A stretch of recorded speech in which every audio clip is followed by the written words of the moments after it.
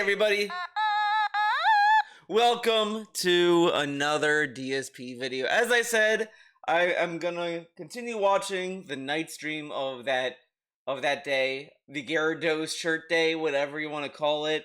I don't know how much of Chill with Phil is like gold dust for me to react to or respond to. I know there's like a lot of moments that I want to react to, dude.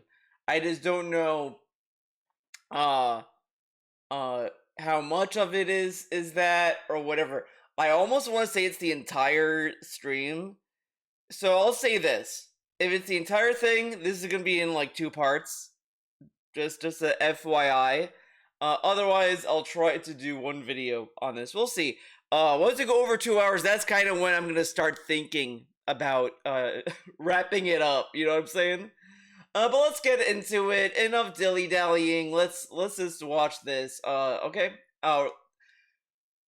This is right after he talks about catpilling, Simslop, and dancing with Jasper. King Crimson says it would be cool to see you do Union Arena, a TCG that does.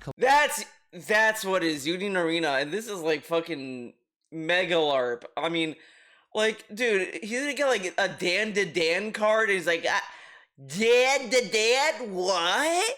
Okay, apparently there's Turbo Granny? What's a Turbo Granny? Why is she a There's cat? collabs with a ton of different animes like Full Metal Alchemist. Oh, really? Never heard of it. Full Metal Alchemist. Listen, oh my god, as long dude. as this stuff isn't like wildly rare or expensive, I'm open to trying different like, things.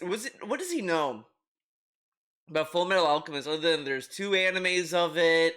There's a dude that's like a suit of armor. A dude lost his arm and leg. Like, the basic gist of the anime, or is he like, oh my god, guys, I know, the actual sister of Armstrong. I can't remember their name, unfortunately. Yeah, I'm a real fan. I want to say her name is like Louisa or whatever. Louisa Armstrong. Brother got the best version of it, and then the original anime of Full Metal Alchemist did her dirty. That's not the real one. That's not the real sister. I don't believe it. I'm not buying it. Things if you guys want to recommend it.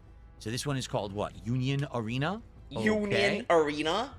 Like, I'd be interested in something. And the good thing is, if it's variety, that's good. That way I'm not always doing the same thing. Oh my god. And then I love it's variety. That'd be good. Remember when you used to be like, I only want to do cards that matter and stuff that I know? And now he's okay doing like a card pack that's random anime. Like, I mean, again, in of itself is fine. It's just DSP is really the textbook example of like a tourist that I mean look, I understand, like there are sometimes where you just get things, like you get invested in things or interested in things by just seeing shit, like for example, I'll use myself as an example here, guys, but I saw all these screenshots of Magic from Tokon. Never heard of this character before. I'm not a Marvel head, I'm like DC, I'm a DC guy, believe it or not. But I saw Magic and I was like, dude, this is a cool ass character. She looks so sick. And after that, I was like, you know, I kind of would want to look more into like where she, like what comics is she in, whatever. But of course, like I'm basically at the tourist level. Like, there's nothing wrong with being a tourist. It's just DSP is a tourist and he never like goes beyond that. And then he like is very annoying about it. I don't know how to describe it other than that, but it is what it is. Let me take a quick look. Well, before we jump back in here, give me a second. Okay, we're just gonna blow on stream this week. I wanted him to, but he kind of hid out and then went in the closet. So. Oh, Jasper went in the closet. He loves the closet. He's a closet kitty. Look too bad at all. Of course, man, I don't recognize any of this stuff. There's a Bandai. I wish he showed us. Kaizen.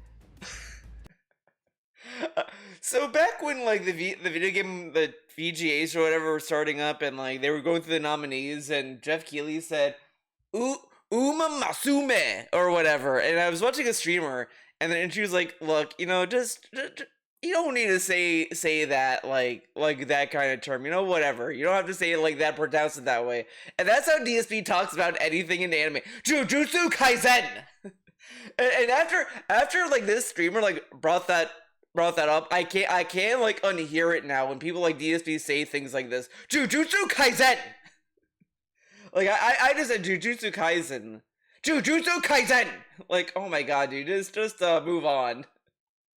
There's the Full Metal Alchemist. Yeah. Jujutsu Kaisen.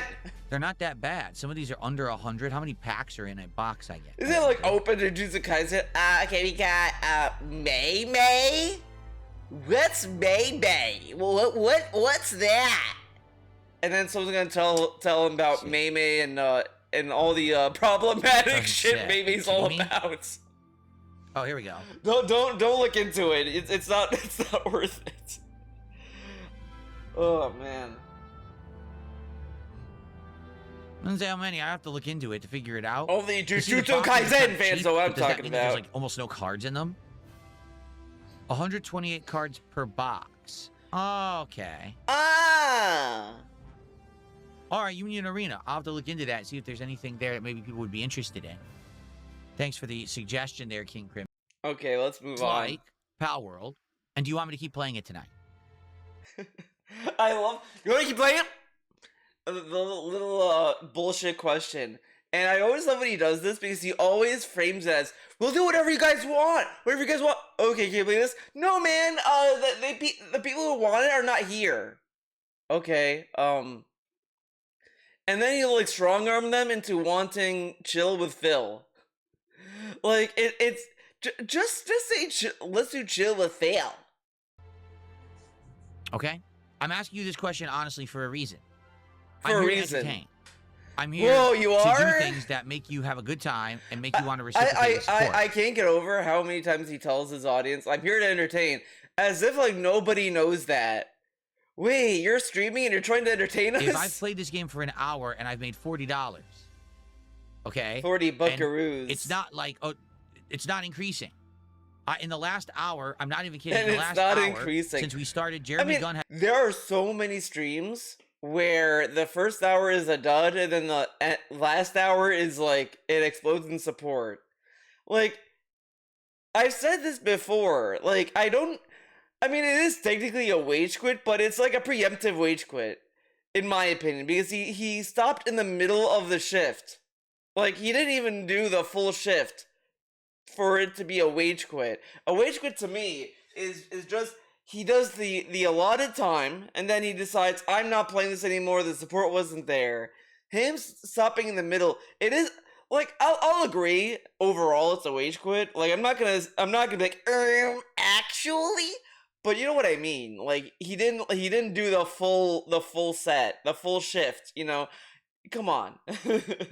Gunn had done the $10 super chat, and then within an hour, like you don't like walk out of your job like in the middle and then complain you didn't get paid for the full day of work when you didn't work for the full day. Like that would be insane. You would look like an idiot. No, people would just think you're an idiot if you, just by complaining like that. Like, you didn't do a full day of work, buddy. Why should they pay you? You walked out in the middle of your shift.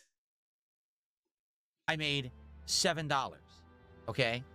If people don't care for remember, the game, guys, he's grateful for any support. Like this is the thing, as well. I'm just thinking about this now, right?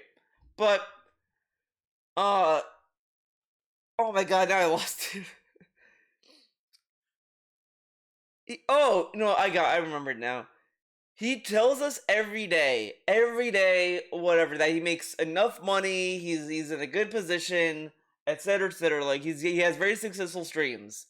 This is like the one stream that's not super duper successful, and it's like he didn't even want to finish the shift of playing this game for the people who are there.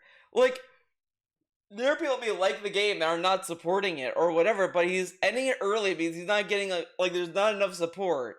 And again, like I will also bring this up. He keeps saying there's 3 things I look for: support, engagement, and like viewership or whatever the fuck. Even though like viewership and engagement are almost like very similar, right?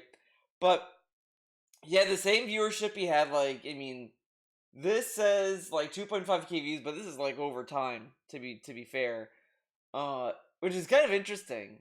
Now that I think about it, it is kind of interesting because it's unlisted, and I don't know how many people like know that, right? So I'm very interested about this a little bit.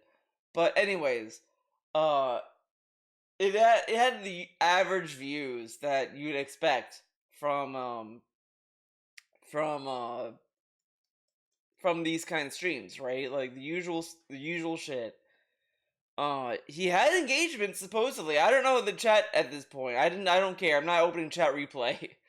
But uh but he's only because he's only talking about the fucking support, and he got like $50 or whatever. Whatever, okay. Game, then let's just do something else. If that's the case, I wasn't ever committing to playing this game long term. I want you to understand that. But you committed doing it for a stream. And then like this is the other thing. He always talks about how the sacred schedule is set in stone, except for when it's not, whenever he wants it not to be set in stone. He promised 2 hours of palworld. And now he's like, well, we're dropping it. But he's always gonna hide behind the audience. But when the audience is like watching him stream something and they're like, please do something else, he's like, no, I promise this, I'm gonna do this. This was not something that we committed to. You know what I'm saying? If you guys find the game boring, dull, not interesting, and you don't care about me doing an open world exploration game like this, then we don't have to play it again. We could just chill for the next hour. All right? See? We could just chill. He decided what he wanted to do. Again, he's just sitting there just like, he's just like, guys, let's support the stream, otherwise I'll drop the game for next week or whatever the fuck. Like he usually does that. But when he wants to do chill with Phil, he'll do this. And the thing is, with chill with Phil, it's literally just him strong-arming money and squeezing the dents. Like, I can't help but feel that's what it is, because he's playing the game here, right? But when he does chill with Phil, it's literally just him doing this. It's literally just waiting for support. Like, that's all it is. It's just like, do it. What he would consider, people just they could stream themselves shitting the toilet and picking their nose and they get the part. That's basically what DSP does for chill with Phil. He just sits there and like throat clears, snorts, wiggles a chair, flexes until money comes in. Connor John, thanks for $2. Yes, the story did happen. Why would I make it up? You're an idiot. I also love how like there's all these games that he had these kind of crash outs on where he ends, and the last part it's like he actually plays the game. Like, I don't know, I'll be honest and say I haven't really been paying attention to palworld. It just seems to me, just from like my vibe I get from this is he just did a lot of grinding for like the majority of the streams he's been streaming this fucking game. And then like tonight he decided, I'm gonna fight a boss. I'm gonna actually do something. And it's like the same night he's gonna drop the game. Like he did that with like Truck Sim, where it's like you're doing a sim game and like you're now deciding to drive like a maniac the same night you're gonna drop the game. Like, why are we doing the fun stuff on the last time you're dropping the game? Because he also did this a lot for other open world games where he just did a lot of side content nobody cared for. And then when people were like getting really fed up, he would then decide to do a story mission. And it's like nothing feels genuine in what he's doing. And I feel this way every time he talks about it. Like, he's like, guys, I'm doing side missions because people said that I rush through games. Now I'm taking my time doing all this stuff. It's like, that doesn't sound like he's doing this stuff because he wants to do it. Like, he's just doing it to be performative. Like, his entire stream is him doing performative shit to show the audience that he's a gamer. Like that clip that Snorpernell plays where it says, yeah, I'm a gamer! That's DSP to a T. Every time he talks about games, he streams, he's begging you to see him as a gamer. And he doesn't act like one. He doesn't like care about the same things gamers care about. He mocks what gamers care about, belittles them all the time. Like that thing with Sony, like he belittles like the movement, but doesn't care because he saw it as a told you guys, I knew it'd be digital only. See, I told you. It's like yeah, nobody was contesting that, but then he mocks people when people like decide to buy Call of Duty on PlayStation, but it's like shouldn't what do you care? Why do you care about what other people do? And again, the people who are buying these things may not be the same people who are vocal on Twitter or whatever about these things. But every time he talks about something, it's always what other people think. It's wild how performative this guy is about everything. It's like insane. And there's no point to even making up a story like that. You're just a moron. So thanks for $2. I don't know what Connor John was talking Okay. about, and I don't care. So that's the point I'm making here. Like, if you guys don't care for Palworld, that's okay. We can say, hey, listen, we gave it an honest try, just like we did when it was in early access. We played it a certain amount. People say they're... I love that, like, he also told us for years at this point that, guys, I could pick up a game and I could drop it. It's okay. You know, whatever. And then when it comes time to drop a game, he's like, it's like you're telling him to like drop a baby off a cliff. He's like, oh, guys, do you want this to happen? Are you sure? Guys, like, it's like, dude, like I thought you said it's okay to like drop games. Like I thought we could do this. I thought you have the freedom to do this now. Say they're bored of it. We're done. And we could do a chill with Phil for the next hour. We can Chill do whatever with you want, Phil? actually, quite frankly. Do whatever you want. We can do chill with Phil. So what do you guys think? Or we can do chill with Phil, or whatever you want. Chill with Phil. PHG QED says 1 day of low support does not equal not liking a game. Yes and no. Yes and this is no. the first time this has happened. Yes, we've had great Palworld nights, but it's typically when I have a new box of TCG to open, and then people come and support the stream because they want the cards. I don't think there's ever been a rallying where people were like, wow, we love Palworld. You know what I'm saying? This is like a slippery slope that he said with that, right? Because in some cases, I think someone brings that up in the Chill with Phil segment, but this guy is saying, well, people support for the cards, they're not supporting for the game. And then, like, he argued against that, too, I think, at some point. Like, I feel like when he starts to argue the semantics of what people are supporting for, it just becomes frustrating in the sense of, like, I think you should just do what you want at this point. Like, do you want to continue playing this game? If you think that people are bored with it, then drop it. I don't know why we're having this argument about are people supporting the game. And then when people are saying, well, Phil, just because no one's supporting it doesn't mean nobody likes it. And that is true. Like, it's also true about all these other things.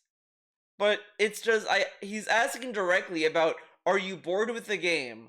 But he keeps saying, well, there's no support.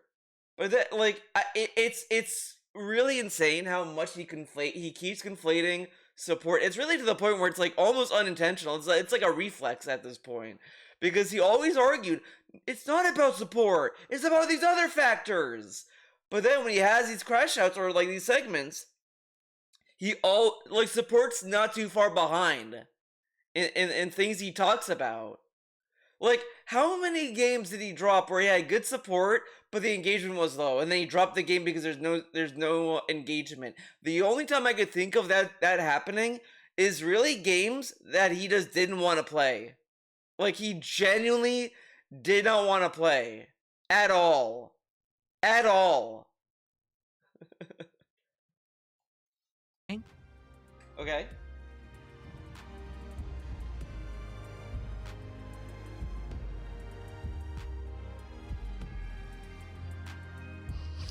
So I don't know what to do.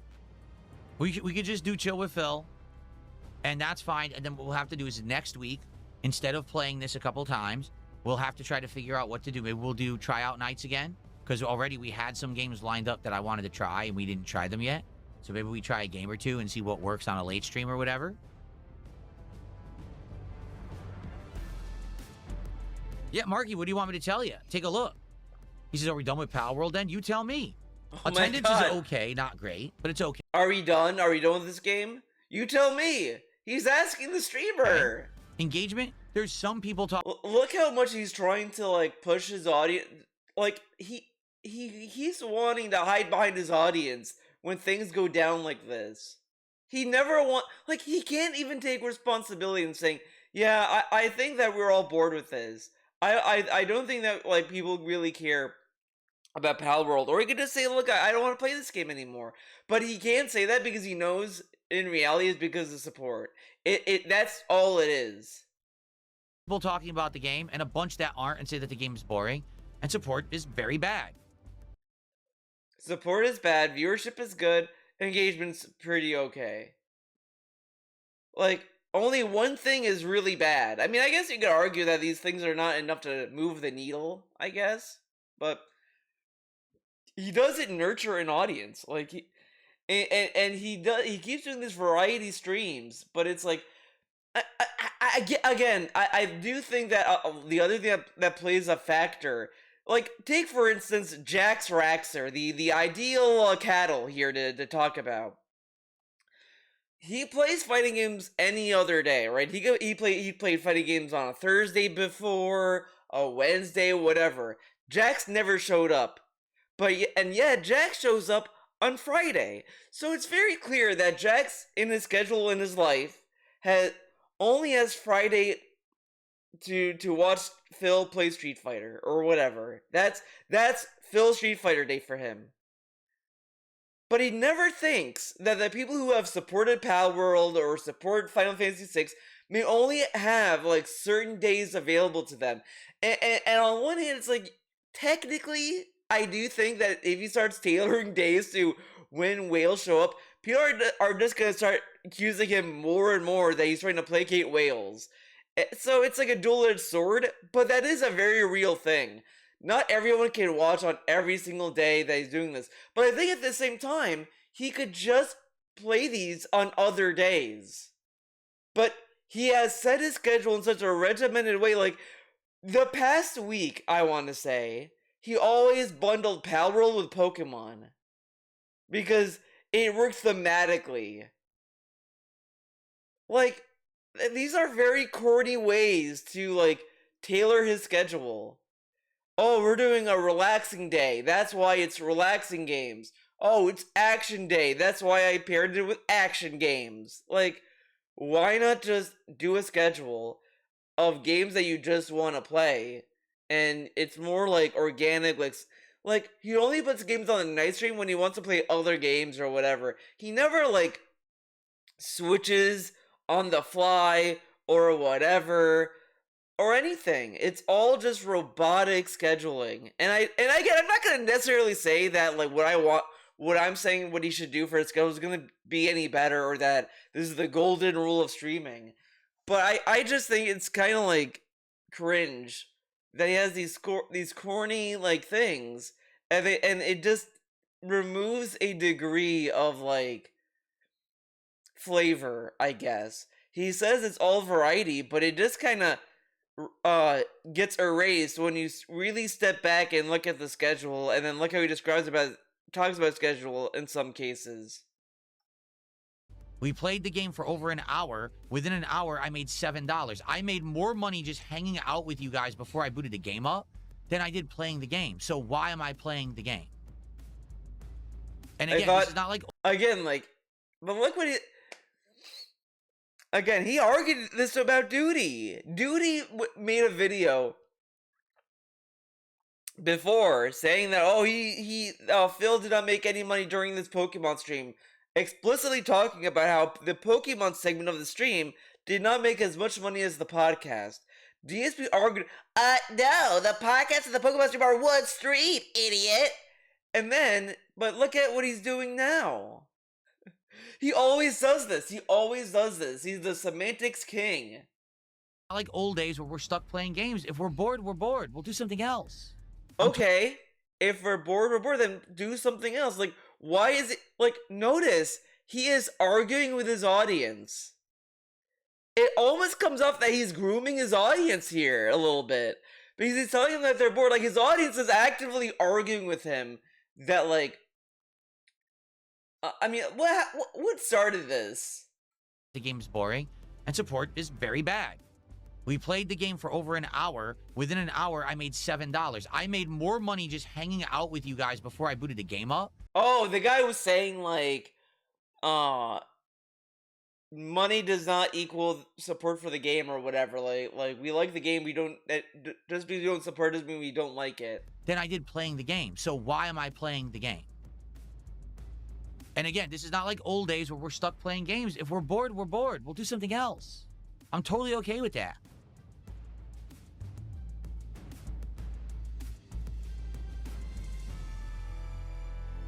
No, I personally don't think the game is boring. I am enjoying the open world aspect of it tonight. The fact that we're not crafting anything, but instead we're just exploring, fighting pals, catching pals, doing dungeons. I'm enjoying it. But that doesn't translate to the audience. Just because it's fun for me to play doesn't mean it's fun for you to watch. You know? You know?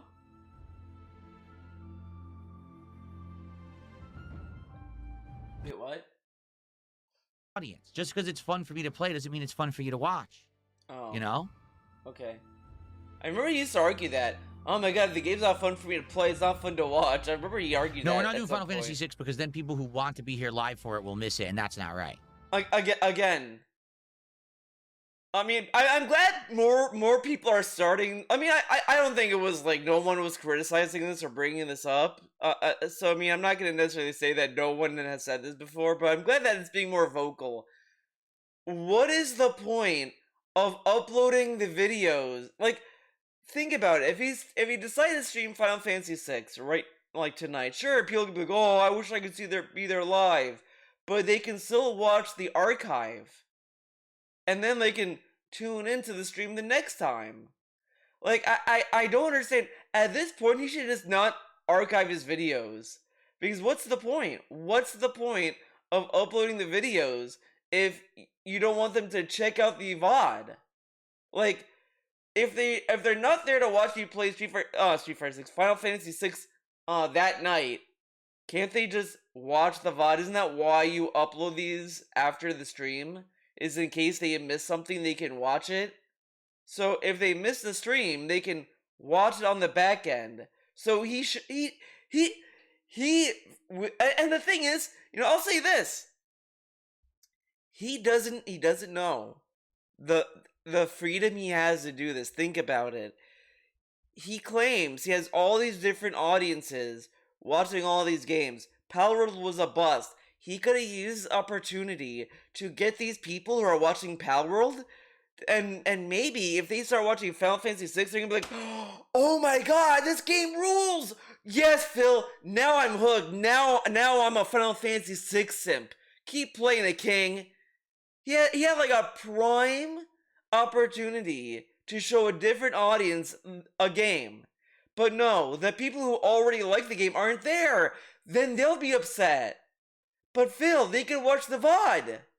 Like, he doesn't understand how liberating that could be and how freeing that could be. And he could do actual, genuine variety. But no, we can't do that. We're all autistic and we all want our schedules. We're either autistic or in a nursery or in a nursing home or whatever. That's his audience. They like routines, okay? No, I don't have it in my head that I want to quit it. But no one seems to care. Like right now, people were like, no, we like Palworld. Oh, okay. And then... Dude, he has been arguing with people who are just saying, simply, just because we're not giving you money doesn't mean we don't like the game. And that was enough to send him on this rant. And then they started supporting. Okay. Well, and the guy has a point, not DSP, the other guy. Because... I said this a lot, but you can definitely tell when DSP like wants to do something, he'll mention it like multiple times. I mean, that may not be the case in some situations, but usually, if he says it enough times, it's like that's what he wants to do. He mentioned Chill with Phil like 2 times, and then he kept arguing with his audience that they're bored with this game. So it's very clear you want to do Chill with Phil. It's like very, very clear. Well, here you go. Then I'll keep playing it. But look, I'm literally telling you this right now, and nothing's happening, so no one cares. Right? What's happening is people are actually saying they're bored. Like, they're legit saying, nah, this game is boring, you're right, we don't really like it. Okay. At this point, let's open the chat replay. Ah, yes. This always fucks up and takes forever, so bear with me. I don't know why YouTube does this. I don't know why they do this. I may have to play it. Like it. That's what's happening. Okay. Yo, nice t-shirt. Yo, hi, my friend Rewind That Live. Yo, what up? Just a lot of hellos. Holy shit, so many hellos. Hello. Hope you're well this evening. I am okay. Let's see. SpongeBob cards. It's party time. Yeah, where are they saying that they're bored? I'm trying to go to Europe this fall. A dude's trying to go to Europe, by the way. Shouts out. I love Hawaii, dude. What up? Will you be watching the new Spider-Man? Oh my god. Every time people ask him to watch a new movie, I hate them. Because he's not going to the movie theater. He thinks everyone in the movie theater is going to throw their popcorn at him. But no one has said that they're bored. Maybe KickChat did. Maybe KickChat saying they're bored, but they say they're bored about everything. And I also like, by the way, didn't he like bitch about like a couple of months ago that his audience is a bunch of contrarians and they say, oh, since you're doing this, that's boring. He should do this. He does the thing. Oh, it's boring, right? I thought these are contrarians. What happened to that narrative? Zanzibar Nights, thank you for 100 kicks. I appreciate that. Zanzibar Nights, thank you.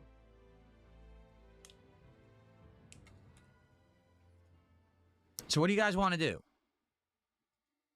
Like I had every intention of playing this all night, but I'm not going to play it for another hour. If you guys are bored and want to just do anything else, we'll just do a hangout session or whatever it is then instead, rather than me wasting time. Maybe what we'll do, I'll say, hey, you want to look at games, look at game trailers or something with you guys? Oh my god, maybe next week we can find a new...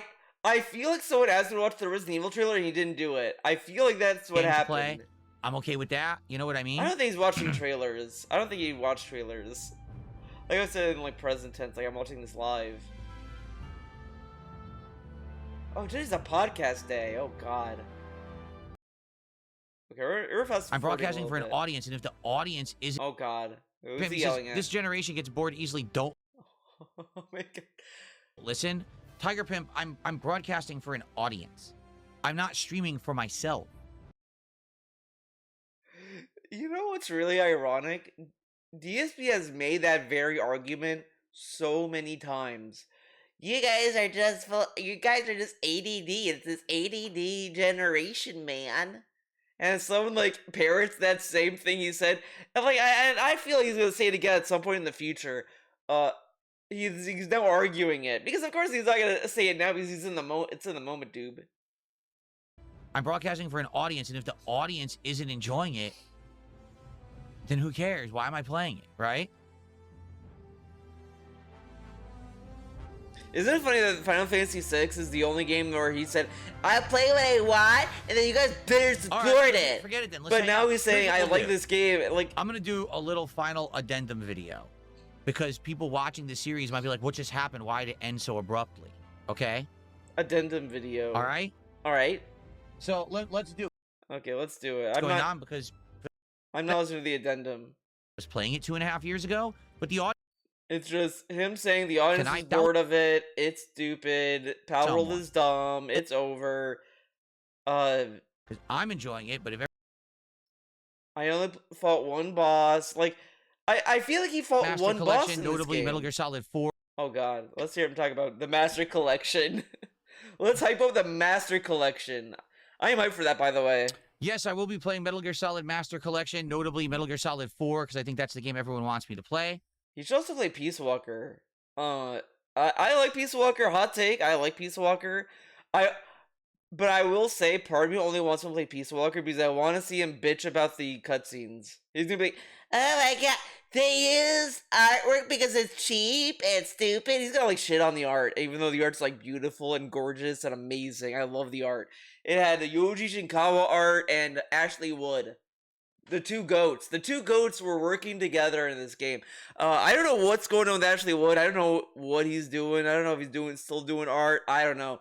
Last thing I heard, you worked for this company, or you opened a company called like, I want to say it's AAA. I don't know. I don't remember. And it was like very expensive shit. So it's like I can't support this. Way above my finances, dude. And then I don't know what happened ever since, and I'm kind of sad. I want more Ashley Wood art in my life, and I don't know what happened to him. Where is his art? Where is he? So we will be Why doing is that he when it comes doing out things? in late August.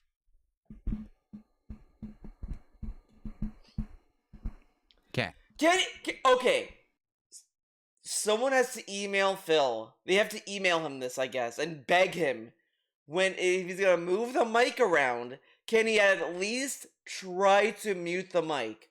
I get it. Sometimes I move the mic too, and I don't mute it, whatever. But he is moving the mic like almost every single day, every stream, and even when he moves the mic, he moves it again, and all this other shit, and he never mutes it. Like, oh my god, come on, mute the mic. You have a button.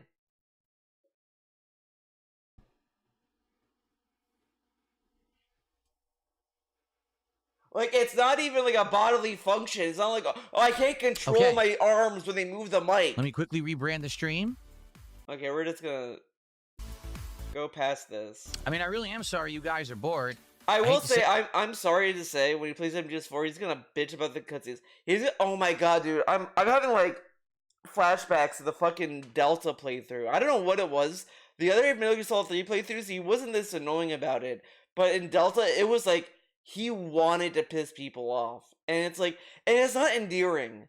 Because people have, at this point in time, have moved on from, Metal Gear is like a movie. People moved on from that because it's like, there are actual, like, more movie games now, and a lot of them are boring. At least Metal Gear has a good story. And he's like, I'm gonna sleep. And it's like, oh my god, dude, can you, like, drink some bleach? Like, it was just so bad. And it's gonna be worse with this. Because there's a long cutscene, but the thing is, the funniest thing ever is, I think Death Stranding 1 and 2, or maybe 2, whatever. I know Death Stranding clears the fuck out of, like, Metal Gear Solid 4 when it comes to cutscenes. There's, like, a longer cutscene in Death Stranding than MGS4. And I guarantee D's gonna look at that long cutscene in MGS4 and be like, no, I'm so bored. Even though it's like, and they could talk about, like, the foundation of the Patriots, the split between Big Boss and Zero, and DSP is gonna be like, this is so drag, it's stupid. It's like, oh my god, dude, this is like, and you know, there's a time when a lot of people dogged on MGS4 story because it relied heavily on nanomachines. And it's like, I get that, but at the same time, like, how else was he gonna answer these questions, right? So, it's like, whatever. DSP's gonna definitely quadruple down on that criticism. Like, nanomachines! Oh my god, I'm already, like, getting myself hyped up for how obnoxious the playthrough is gonna be before he even plays it. Maybe if I think it's gonna be so bad, it's actually gonna be better in comparison to what I'm thinking. Maybe.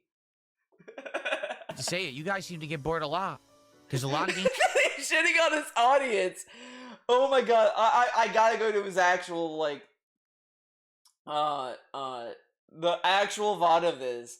Because I don't think he included that in his fucking video. I'm just gonna say it. How come every thumbnail of Final Fantasy VI he looks bored or, like, embarrassed? Like, this one he looks embarrassed. Like, he's like, ugh. I don't like what I'm seeing here. Hello, everyone, and welcome to an improv... Yeah, he did not include the shit where he's, like, shitting on his audience. Okay, I'm gonna do a bonus vibe check because he should be talking. He should be talking right now. So, this should be great. I want to hear the cold open. I gotta hear The cold intro. I love me some cold intros. Oh god, we got a double physic. Ugh, we got that fucking meme. Oh god, it's a somewhat long one, seems.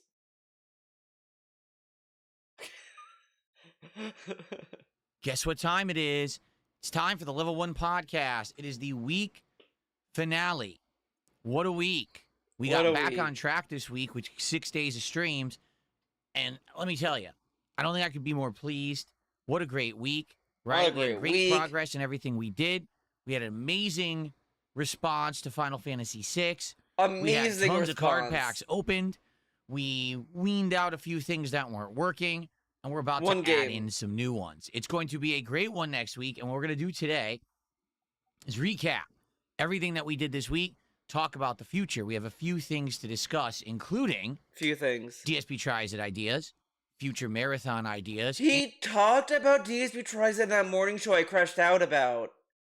And we're still not sure. Oh my god. What's the next TCG cards that we're going to be ripping? Because we're going to, including DSP Tries It ideas, future marathon ideas, and what's the next? Okay, we're heading into August. I feel like we're just going to talk about the Halloween marathon. TCG cards that we're going to be ripping because we're going at an accelerated pace and we got to figure that out, all right? Good stuff all around. Plus, guess what? An update on Sony. Oh, I forgot that he is going to talk about this fucking thing. God damn. I feel they say, see guys, they're gonna do boycotts network. Yeah. Even though, like, I think it is working in the sense of, like, they were giving people, like, 50% off on, like, their PlayStation Plus renewal, basically, when they were canceling it. And I mean, I think at the end of the day, what's gonna end up happening is people are just gonna have to stop buying, like the PlayStation 6 has to really, like, be worse than the Wii U. Like, that has to be that bad. But I also think, in the grand scheme of things, I just think Sony's gonna phase out PlayStation. I think that that's gonna happen before they even consider reopening another, like, manufacturing company to print discs. Like, I don't think that that they're gonna back down from this when they already repurposed the one, like, manufacturing company. Like, they'll have to reinvest in discs. Like, that's like not cheap, especially now. Like, and it ain't a good one. You know, where Sony's saying they're gonna phase out all physical games. Well, we got an update on that. Okay. Look how happy he is. He's, like, so happy about it. This dude can read a story where Sony's like, Sony decided that they are going to ask gamers to submit their bank accounts so they can drain money because they want to. And Dean's like, I knew this would happen. Yeah, they're going to actually take money. But then he, like, crashed out about, like, I love that, like, DSP, like, had a massive crash out about Rockstar, like, including a free trial for their service. And he's like, this is a scam, and Rockstar needs to go to jail, and it's terrible. And he, like, didn't read, like, the fine print or any understanding of it. But then when he actually sees, like, actual bad shit going on, that's, like, very, like, blatant, he's like, well, actually, let's think about this very rationally. Digital is the future, and I love sucking the dick of a digital distribution monster. Like, this guy will talk himself into being a cattle for anything. Like, that's, like, the worst part. He talks himself into becoming cattle. Okay, so I hope you're ready to end the week strong. Sit back and relax, folks. Yeah. Because today, right now, it's time for an amazing week-ending edition. All right. Let's go back to this. A lot of games out there that people really seem to enjoy, and you guys just get bored at them. Not me. I don't think I'm going to watch that Sony shit in this video. I can't make you like it. Because you know, I can't make people get engaged to talk about the game, to support the game. I don't know what to say. I'll watch it and I'll think like there are make certain a video games you guys absolutely love, and you know, it's just not every day. We do try to play the variety of games that everyone seems to like, but they don't catch on. The viral games don't work. The big. Look at this. Look at this. We do try to play the. Like, he argued how, guys, we can just play whatever, we can drop it, phase things out, and then he's like, yeah, nothing works. You guys don't like viral games. Like, the whole point of trying is that it may not work, but it's worth to try, right? Like, and I like that he always shits on other streamers for doing this, but that's what he's doing now. He picks up a game, he drops it, whatever. And he used to like shit on this and say, oh, it shows that these people disrespect your time. Like, this guy always shits on other people to lift himself up. It's like really, really insane. It's like, it's almost like the shit he accuses trolls of doing. Like, I'm shitting on DSP to prop myself up. Like, that's how he'd like probably like describe my content or anyone or whatever. But it's like he does it himself. Like he is in no room to talk when he also does it. And he does it more blatantly. The variety of games that everyone seems to like, but they don't catch on. The viral games don't work. The big ones that, oh, the big streamer's playing it. Okay, I'll try it. Doesn't work. I don't know what to tell you. Yeah, because by the time he tries it, the hype is gone. Like, there's no point because this is the other thing. This is like the conundrum of being a DSP fan. This is why it's like it's miserable to be a fan of this guy. You will tell him, Phil, a lot of people are praising this game and it's gonna be good and interesting and all this other shit. He will form an opposition to it. Yeah, I don't want to do it. I don't want to play it. And then when he plays it, he's either like passive aggressive about it, Stellar Blade, or he'll just play it so late that the hype is gone, and then he'll like suck its dick really hard, and then say that his audience doesn't like it because they have short engagement or whatever the fuck, and shit on his audience about it. Like, there's all these like avenues he goes down, and it's always that there's no like genuine like, hey, I'm playing this, I'm liking it, whatever. Like, you could maybe see that with Dragon Quest VII, but like he plays all these games and it just becomes like a fucking like battle for his audience to have against him, to have with him. You certainly can't say I'm not trying. I've done a huge variety of stuff this year, right? Huge. Well, you're trying, but that doesn't mean that you have like it's good quality trying. You know what I'm saying? Like, I can try to be a doctor, doesn't mean I'm gonna be a good one if I'm not trained. I can try to make a movie, doesn't mean the movie's gonna be good. Yeah. I can try to be a streamer, doesn't mean I'm gonna be a good streamer. Doesn't mean I'm gonna be successful. You a bad reading on what the audience wants. Oh. Uh-oh. Go, baby, that's fine, but that doesn't... Do you understand what I'm saying when I'm saying... Okay. Henshin go, baby, that's fine, but that doesn't... Do you understand what I'm saying when I'm saying that? Because he says, realize card pack incentives give you a bad reading on what the audience wants. The thing is, you're right. This game got support maybe twice because of card packs, but that's okay. It also allowed us to... Okay, so someone did bring it up, but he just said during the palworld menu screen that, oh, yeah, well, people, like, supported to get card packs. Like, he made this argument, and the guy said, like, well, you see that this is like, kind of like a bad way to tell it, to gauge interest, but that's everything this guy does, honestly.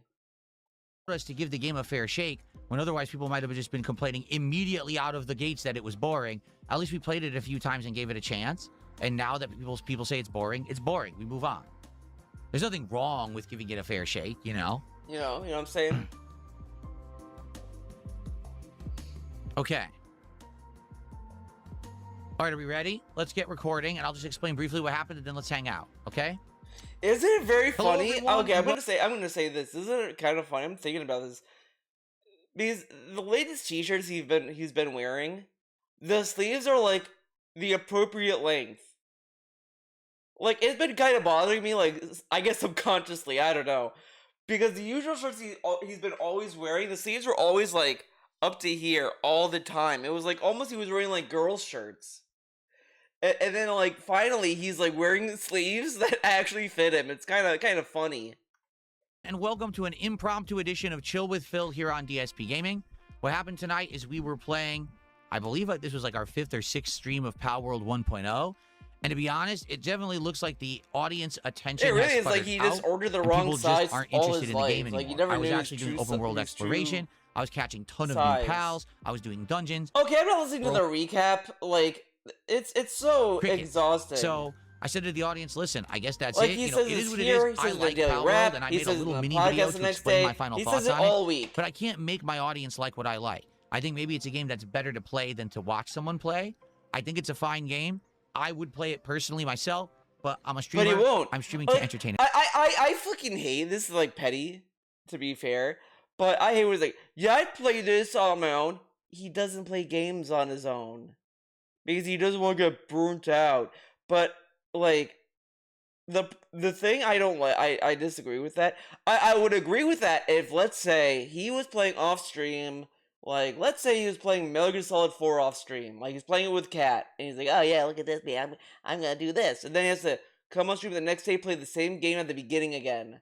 Like, yeah, that would be, like, that would actually be bad, right? That would lead to burnout of that specific game or whatever. But why doesn't he play games that he can't stream? Now, according to Phil, Kat loves RPGs. Why isn't she playing Metaphor? Why don't they play Metaphor together? Why don't they play, like, wasn't she interested in Expedition 33? Why did she lose interest in that? I don't know. It's so weird. Like, this shift to sim games is odd too. And more and more people are like kind of like, I mean, a lot of people notice this immediately, to be fair. Like, it's not like, people are just now coming around to this, but like, this shift of Kat playing sim games is very odd. Like, I kind of don't get why she suddenly is the biggest sim gamer ever. And it kind of started with these people keep saying, yeah, she doesn't really like AAA games anymore. But like, she likes sim games that use the same assets. Like, the shit she complained about AAA games is what the sim games do all the time. Entertain an audience, therefore, I guess I'm done with the game. Come on. Fair enough. So that being said, we're going to hang out for like 45 minutes here tonight. Anyone who wants to chat, just tag me in the chat. Let's see what you guys want to talk about. And we'll go from there. By all means, please support the stream, as you can see, because it was such a slow start now. Obviously, I don't want this to be a dead stream now because of that. So please, if you enjoy hanging out with me, please support the stream tonight. Now, I don't enjoy hanging out, so I'm not going to. What's going on? What's going on? Beans? You want to talk about some beans? Okay. Okay, talk about beans. Why? Okay, talk about beans. Okay. They're asking you to talk about the beans. Says we didn't get tired of Final Fantasy VII Rebirth. We got tired of side quests. That's not true. Because oh my god, dude! Like, I don't remember what he did last in Final Fantasy VII Rebirth. I know I looked at it at some point, but I only looked because I wanted to look at the money amount of that stream. But here's the thing with Final Fantasy VII Rebirth that he's not going to talk about because he's going to say, oh, well, let's listen to him. Let's listen to what he has to say. Because I actually was doing main story for several streams, and that also didn't do good, so that's full of baloney. Okay, now I have to double check. Let's go to Final Fantasy VII Rebirth. Let's just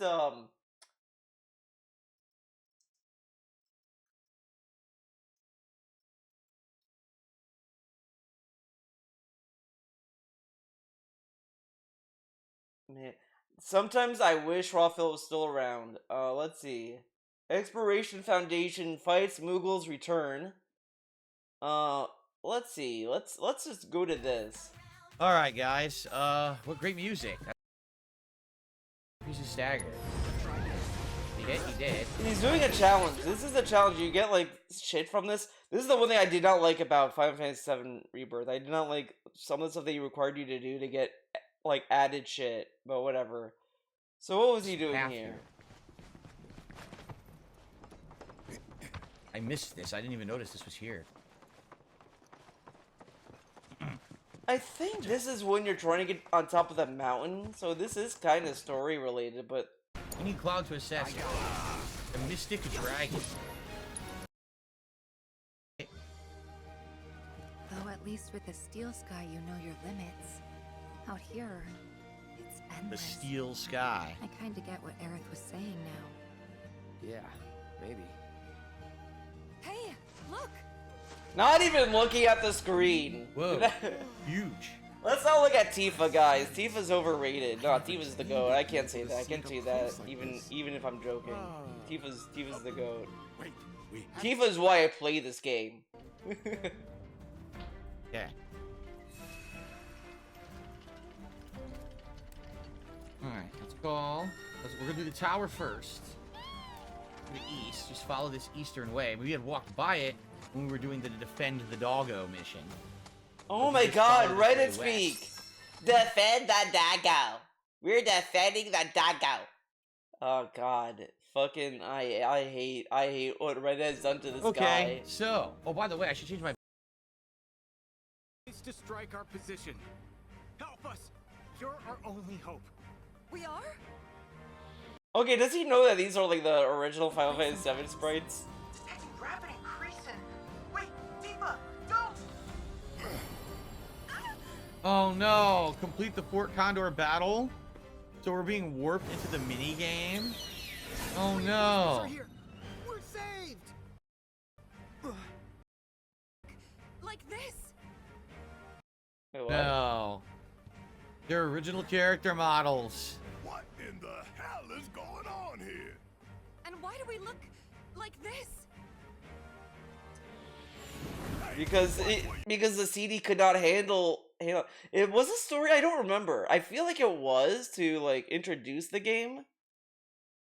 I feel I'm but I don't know. It's like, no, you cannot do it. That it? What is that? Something indeed. That's it. Now then, all there I like, Great, but now... I can't remember that. I want to say it is required in the story. Like, I'll be kind of fair and say this was story.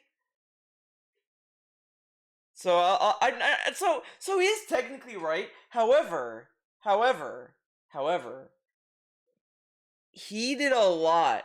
There were a lot of streams of him doing the card game, and I said this before over time. I think someone told him that, like, because later on in the game, like, you do have to, like, play the card game again. Like, it becomes, like, a huge central thing in the story.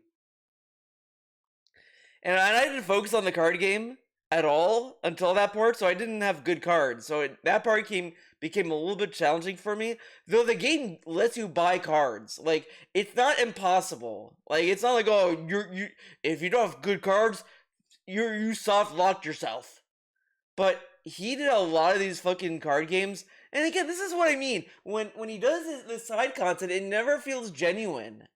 It's just like, okay, we'll do an hour of side stuff, then an hour of story, then the next stream we'll do story, then an hour of side, and like, these don't feel like he's, like, it doesn't feel like he's genuinely playing the game. Like, it just feels like he's doing it to fill time, and it just feels performative. As I said, he's the most performative gamer ever. Not It didn't matter performative what as I he's was doing in Final performing. Fantasy He's VII Rebirth, like, you guys were bored of it. oh, why doesn't he try it again? What if they like it now? Like, why can't he just ride the hype of the announcement of Revelations to get hype for this game? I mean, that window was kind of closing pretty fast, though, to be fair. Yeah, Nifty Nate, he says, this is why I would never be able to be a streamer, having to turn my hobby into income and not being able to play all the games that I want Oh my god, dude.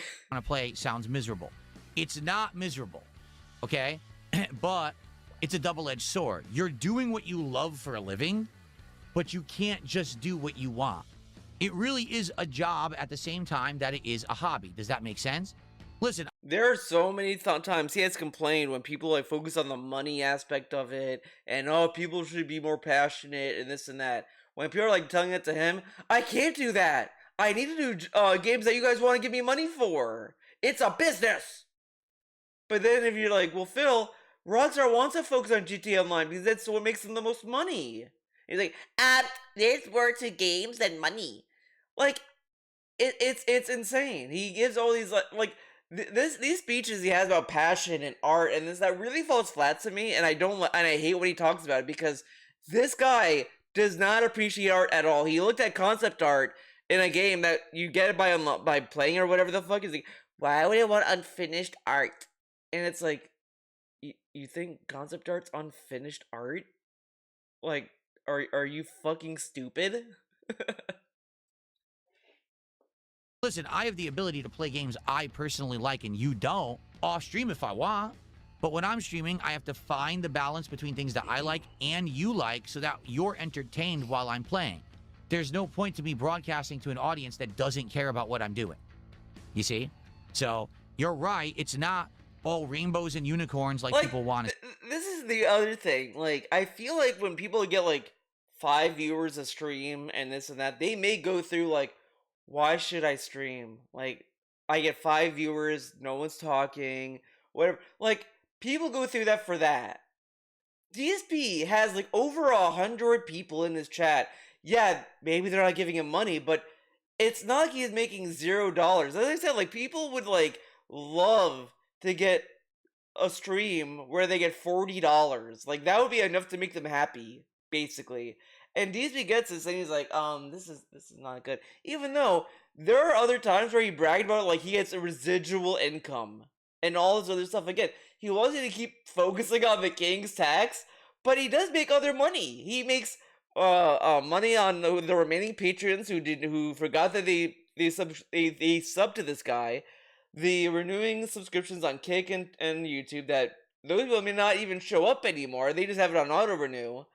And just people who are just giving him money, and then people who are watching the archives and all this other shit. Like, he makes so much passive income that it's like he is making more than $45 and all this other stuff. Like, he kind of doesn't need to sit there and act as if, like, if he played this Palworld from start to finish, that he'd, like, lose money. Like, he's not losing money on doing any of this. He's actually gaining money.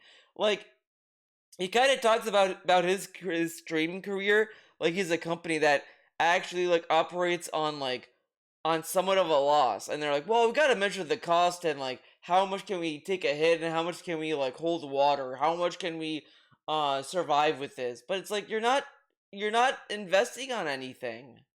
You're just streaming games. That's like a one-time payment basically.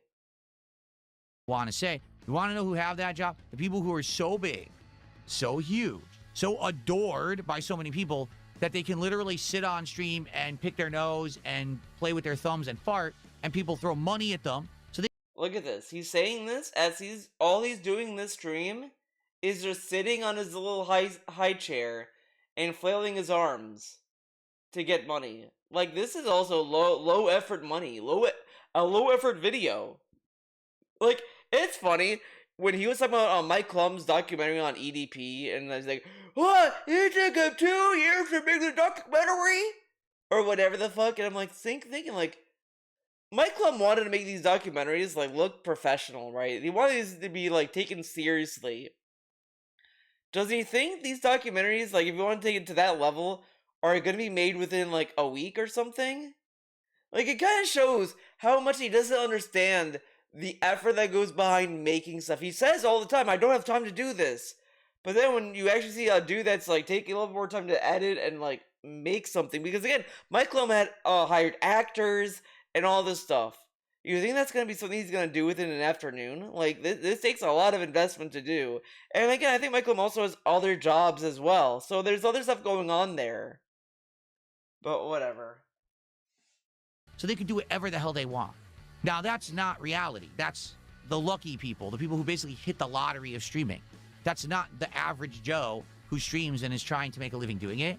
So if you're someone like me who's more down to earth and has a small but reasonable amount of people who follow you and support you. And I feel like that these streamers that are like that he's talking about, that, oh, they are so rich and all this stuff, these big streamers. He's talking about like the millionaires. Like, Ethan Klein, Mr. Beast, and all this. Like Max probably makes a good amount, but I don't think he's like a millionaire.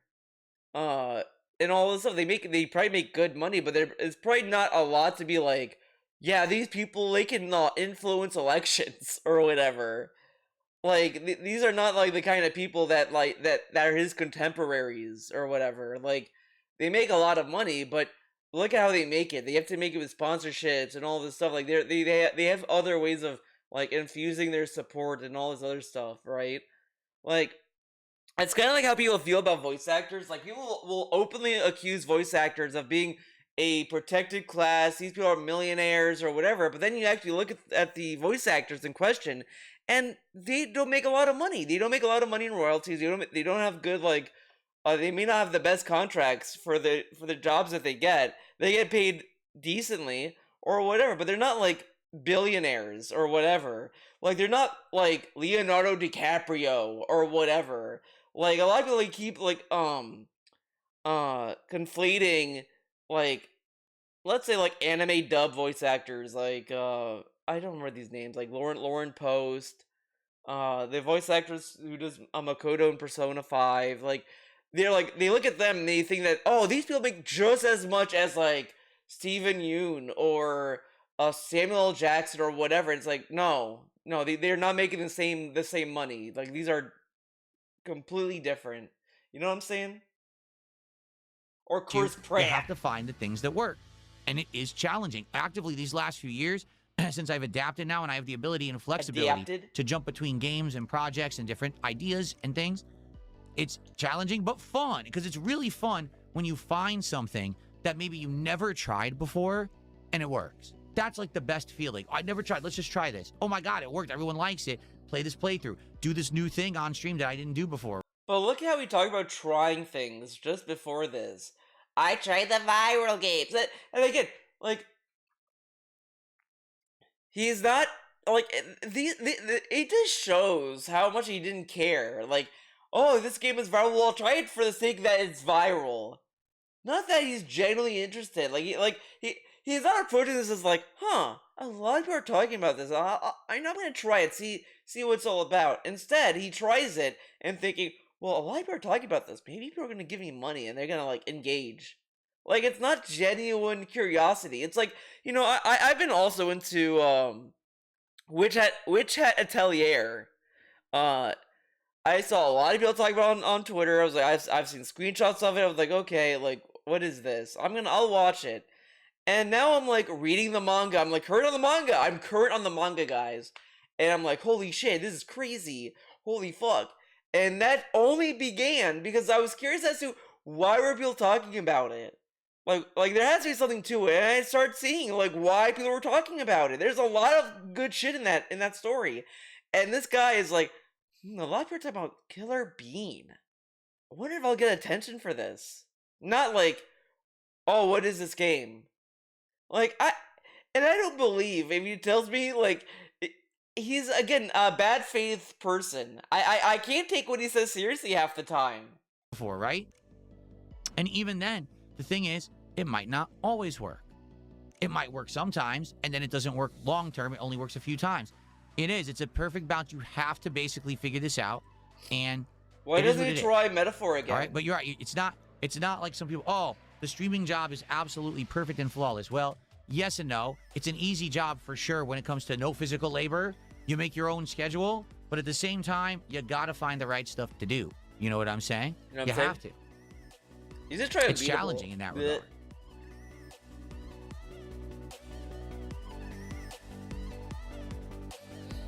Still waiting for the DLC for Unbeatable for PlayStation. It's taking forever to come out. Koopa King says, personally, with Final Fantasy VII Rebirth, there was a lot of side quests front-loaded in the game, and it drags down interest. Not saying it was all you, but it was just a problem of the design of the game overall. But you didn't have to do the side content. Like, the side content they force you to do is, like, kind of annoying, but... I mean... Boogaloo says, I feel like the games that people don't get bored of are the ultra-challenging ones. Yes and no. Like, for example, if I play a new FromSoft game, you're right. Okay? Or if there's a new multiplayer game, I'm sorry, DSP playing FromSoft is very boring. You're right. However... It's not all the time either. It's just like he gets handheld and he to that. cheeses It's not so all much. the time. It's not a guarantee. that you're going to hit it on all cylinders when you do an ultra challenging game either. Like, to be frank with you. I'm gonna say this about him replaying Dark Souls 2, and then him suddenly deciding he doesn't want to play any other, like, challenging game. He played Dark Souls 2 so many times. He played the old Dark Souls games a lot, to the point where he knows the game. So, like, what challenge is there to have? Like, I feel if I played a lot of Bloodborne, and all of this stuff, eventually I get good at it. Then if I replay it, it's probably gonna be easier for me. So, like, DC's been playing these games so much, like, he knows what to expect, what to look for, and all this stuff. Like, his playthroughs don't even seem that, like, fresh anymore. So it's kind of odd to me that he plays this game, and he's like, oh, yeah, this is very challenging. Okay, I know this boss, or whatever. But if he plays, like, a game he never played before, and he gets challenged, he'll say it's bullshit and terrible, because it's designed poorly, and all this other stuff. But, like, he's playing a game he has never played before for the first time. Like, go back and watch, like, all these Dark Souls playthroughs at the beginning, when he first played them. He'll say these are poorly designed games. But since he played so much of them, he understands how the game works. To some degree, it's a simple muscle memory. Like, there are games I thought were hard when I was young. Like, oh my god, Devil May Cry 3 was so hard on normal. Oh my god. But now I play that game on normal, and it's like, easy. Like, it just becomes a joke. Like, I don't feel challenged by Virgil anymore. Like, whatever. And this guy is, like, talking about, like, well, I played Dark Souls 2 and it's, like, really hard. Like, yeah, man, like, of course. Frank with you, okay?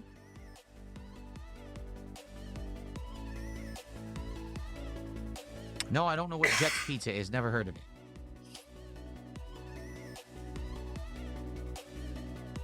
Zanzibar Knight says, do you consider yourself as more of a professional streamer? And when he says that, I think he's saying in the realm of meaning that I just make a living doing it, or a professional quality streamer.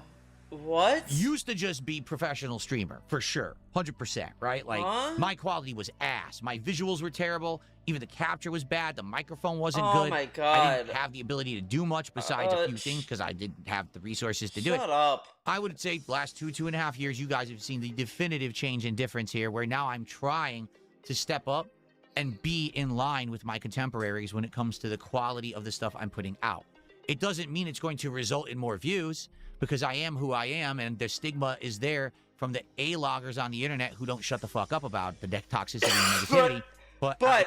But if you tell him, Phil, this streamer is doing this thing that's really cool, you should try. Like, I can't do that. I'm a little guy. I'm a rinky-dink guy. He'll always say that. At least I feel better today about the quality of the content I'm putting out than I did before, that's for sure.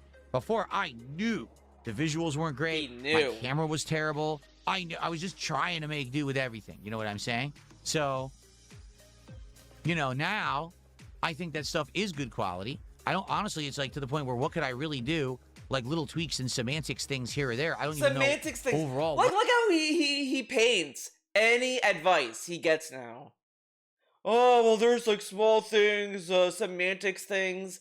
Like, dude, muting the mic when you move it around, yeah, it's like a small change. It's not gonna, like, blow people. Like, I don't understand. Like, you give him advice, and he acts as if, like, if he were to listen to it, it has to be, like, something amazing. Like, it has to be to reinvent the wheel.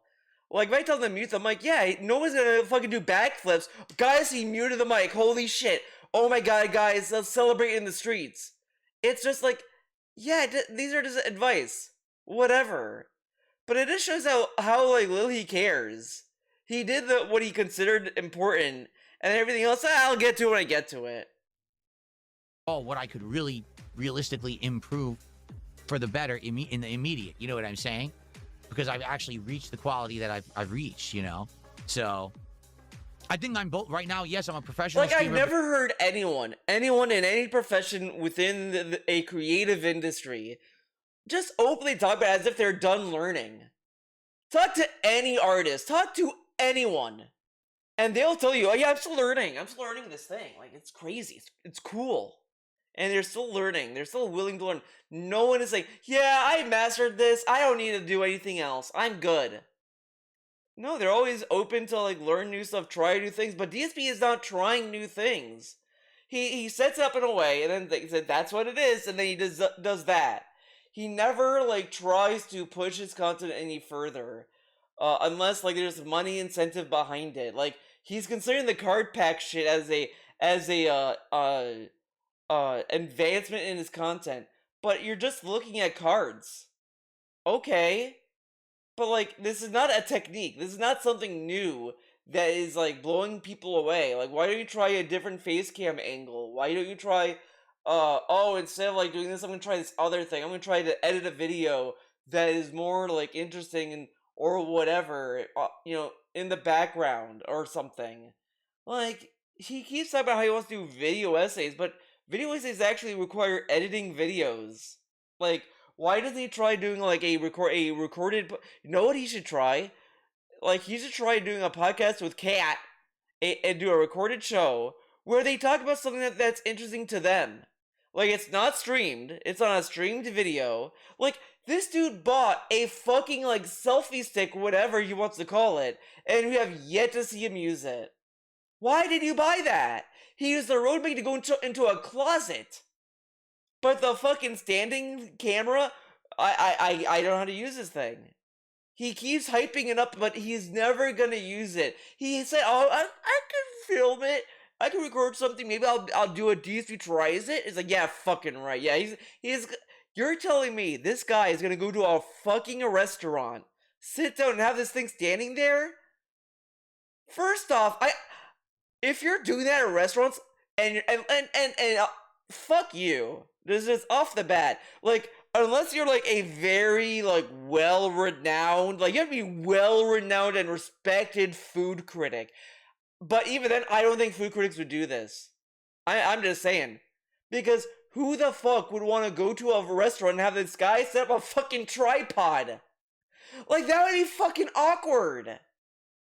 Like, that would be worse than Kat holding a camera in front of him. Like, I hate that when people go to the gym and do that. I hate that in the gym. I go to the gym and I see people set up these fucking sticks. It's like, part of me wants to like knock it over, but it's like, you know, I just want to like just work out and be left alone. Like, that's it. I don't need fucking cameras everywhere. Like, it's because I make a living doing it, but also I'm professional quality because I've upped the quality of everything I'm putting out visually and all of that.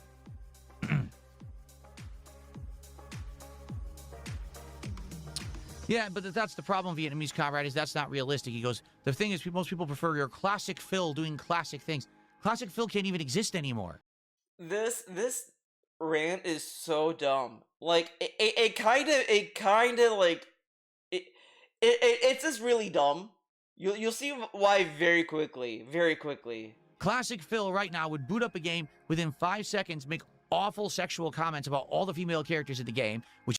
Like, first off, he acts as if, like, old Phil was, like, he was doing, like, clan rallies or whatever. Like, that's not what, like, I get that some people may disingenuously say, oh, you should be based and say, like, the N-word or whatever the fuck. I mean, but these are not, like, real. These are not real, like, real tips or whatever. But I do think that half the people who are saying people like old Phil is probably, get this, he was more coherent. And he at least, like, seemed to have more of, like, a backbone. This current Phil is just, there's no, like, backbone. Like, I'm not saying that, like, he needs to be offensive. Like, that's not even what he should do. He doesn't even need to do that. Like, this is, like, the pitfall a lot of, like, untalented comedians fall into. And it's, like, really embarrassing when they say, oh, we can't be funny anymore. Woke. But then you see, like, comedians like Larry David still make successful shows, like Curb Your Enthusiasm. He has a new show that's, like, that's also really good. You know, whatever. You still see people who have a successful career continue being funny. Always Sunny in Philadelphia has a lot of, like, racy, edgy jokes, and yet they're still funny. Like, they are still, they got a new season coming out, whatever. They're still consistently funny. But this guy is acting as if, like, well, if I go back to old Phil, I'm gonna have to say the N-word. It's like, no, you don't. Like, the issue with is, like, he it's really like ridiculous. Like he doesn't have to sit there and like rage all day and be like, "Oh fuck PewDiePie, fuck this." He doesn't have to even do that. But I feel like that Old Phil at least like made more of an effort to have commentary. Like now he pussyfoots around so many things. Like he doesn't have to do that. Like because he it's like he's afraid of a SJW boogeyman. Like he thinks that Anita Sarkeesian is gonna come into his house and detain him. Yeah, he's gonna go to woke prison. We're gonna send him to woke prison, guys. He said the R word. We're gonna send him to woke jail, where he has to write essays about how the R word is problematic. And then he's gonna have which a isn't allowed pronoun. anymore. We're gonna That's assign him a like terms of pronoun. service violations and stuff. You know what I'm saying? He would immediately start making. But if Old Phil was violating terms of service, wouldn't DSP Gaming go off? Be annihilated already? Because like channels have been bullied, whatever, have been reported because of that. Like, oh yeah, this video he had on his channel is this, whatever. Like, wouldn't his channel be gone? Like again, he could, like when people say Old Phil, I'm gonna go on a limb and say Old Phil also played games he wanted to play. He played other games. Like, he tried other stuff and he didn't like bitch and moan. The most he bitched and moaned about were reviews. This is what's like so funny when you go back and if you go back far enough and watch like actual detractor videos back then, like old Tevin videos, older videos from me, whatever, you will see like a lot of the complaints were about like him complaining about views and Patreon. A lot of stuff that we complain about when it comes to his like what he streams is like is like other stuff that's like very different or whatever. You know, like there's more going on with this advice of Old Phil that he doesn't understand because he doesn't care. Even then, I would even say Old Phil was also performative. Like the rage he had was just him like doing like a character.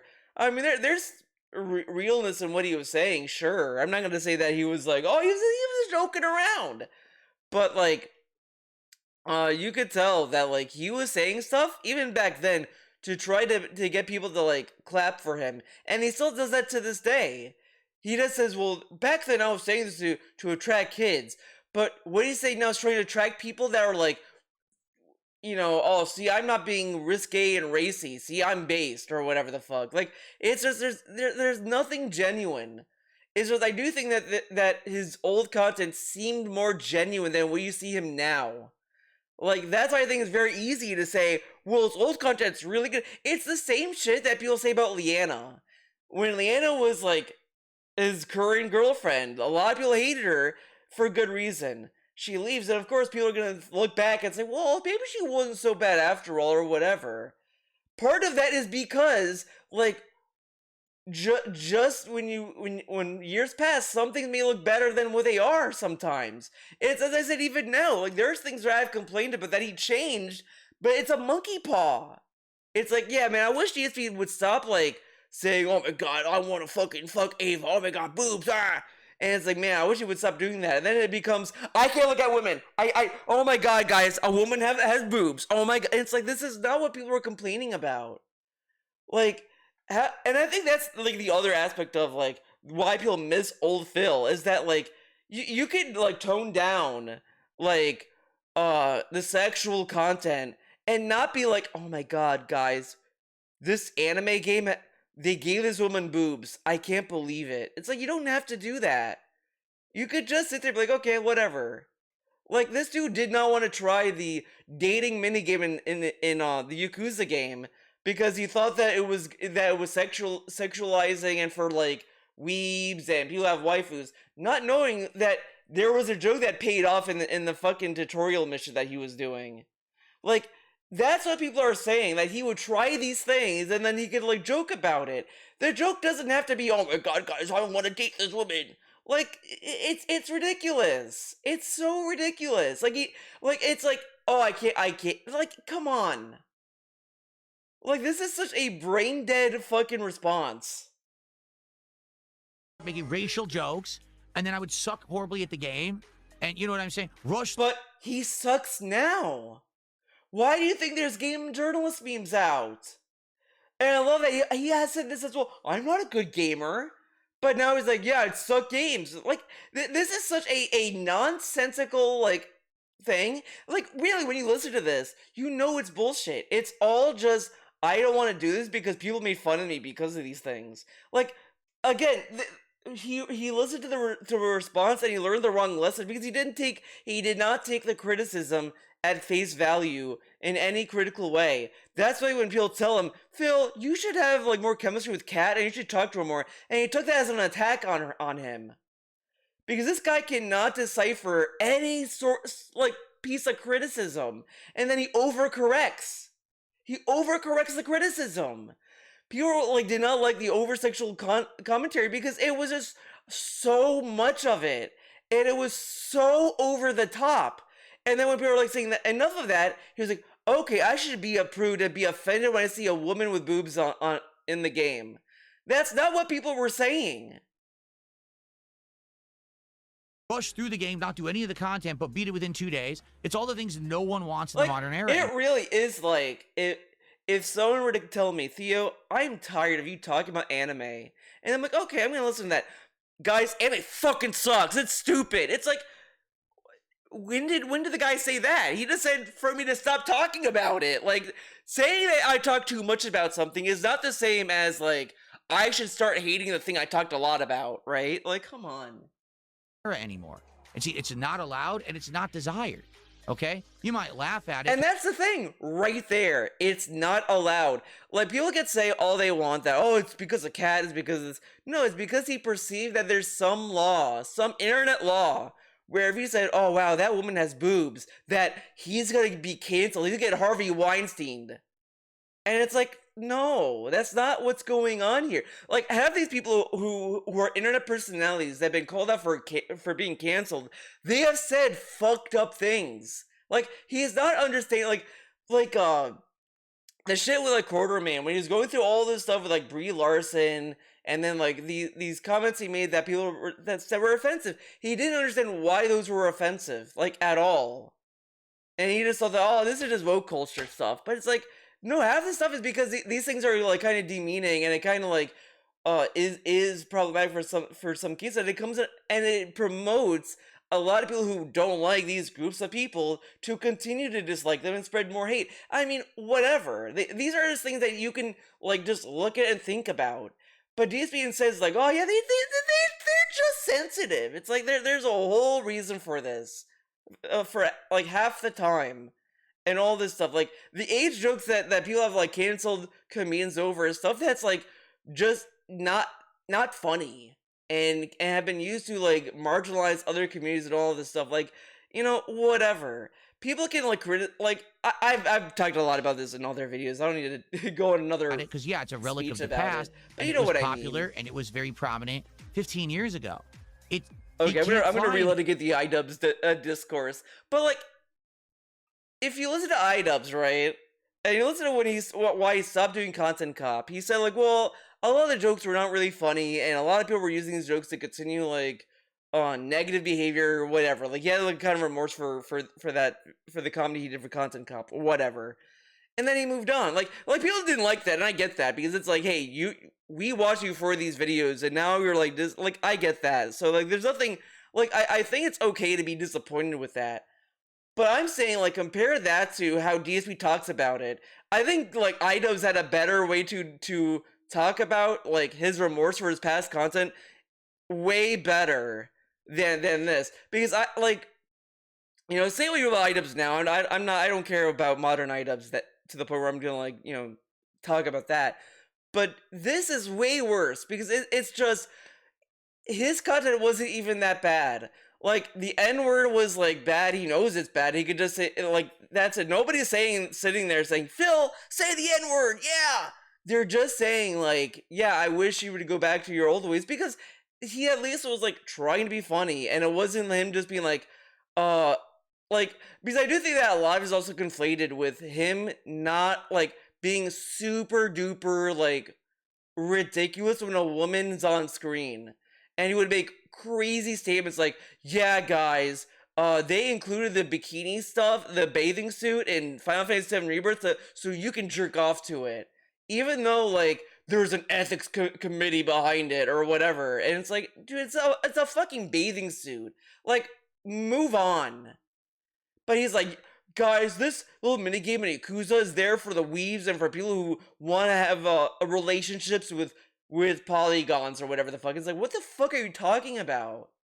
Like, the whole thing isn't a genuine, like, dating sim. It's there just for the lulz.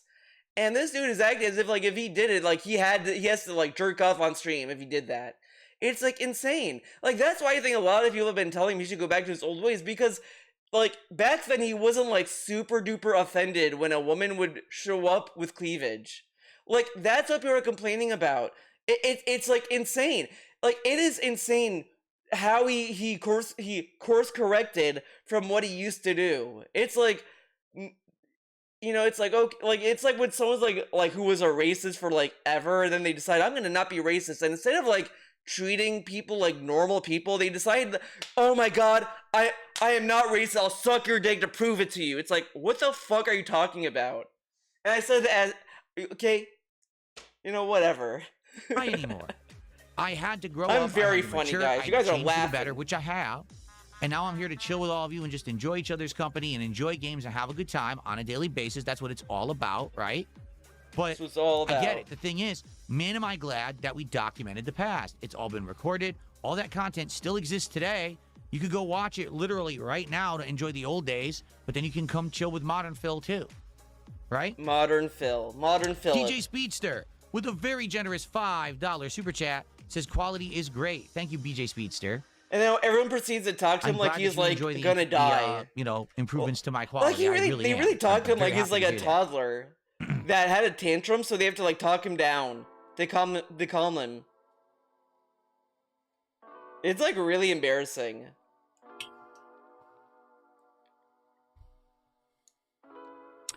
Around what time, Cecil?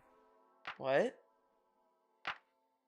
I don't know. I don't see what he's saying. He says that he thinks of a certain time when he thinks classic Phil, but it wasn't the vulgar Phil. Which one was it? Just curious. Oh my god. Oh, Soma.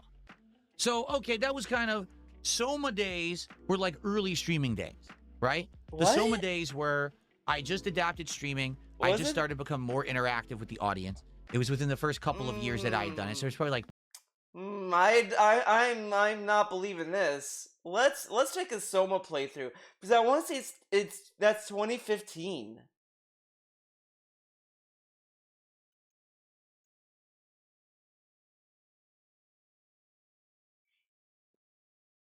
Let's see. What year was this? Hello, everyone. DSP. I mean, MGS5 is right there. 10 years ago. Yeah, 2015. He was not a live streamer then. He became a live streamer in 2017. And he only did the face cam because it was a horror game. You know, like, all these, like, other, like, streamers like PewDiePie and Markiplier that were known for being, screamer streamers and all this stuff, they always had a face cam to play horror games. And that's why he has a face cam in this playthrough, because Soma's a horror game. So he decides to do a face cam because he wants to milk it. So that's incorrect. That's factually incorrect. He's misrepresenting his own content. like 2017 to like 2019. Wrong. That's really honestly what I was really learning. No, the ropes he's before super I learned wrong. I hit my stride doing this. And it was a challenging That transition is because I had not gone from being an true. on-demand And- only creator. And he was streaming on YouTube during this. He was streaming on YouTube when he was playing this fucking game. Like, there's no pop-ups, there's no cheers, there's no tips, there's nothing. He is super wrong. He's revised his own To an content. actual streamer who had to interact with the audience constantly. He and man, he that was really a big talks like AI about his own content. It's kind of funny. It's kind of change funny. that I had to learn how to handle. The Phil AI is hallucinating. But yeah, no, those were, I mean, those were great times. The difference is, honestly, the quality was garbage. It was. Okay? And The quality was garbage. Does this look like garbage? Let's go to the game. I mean, the face cam is kind. Oh my god, the face cam is garbage. Look at this.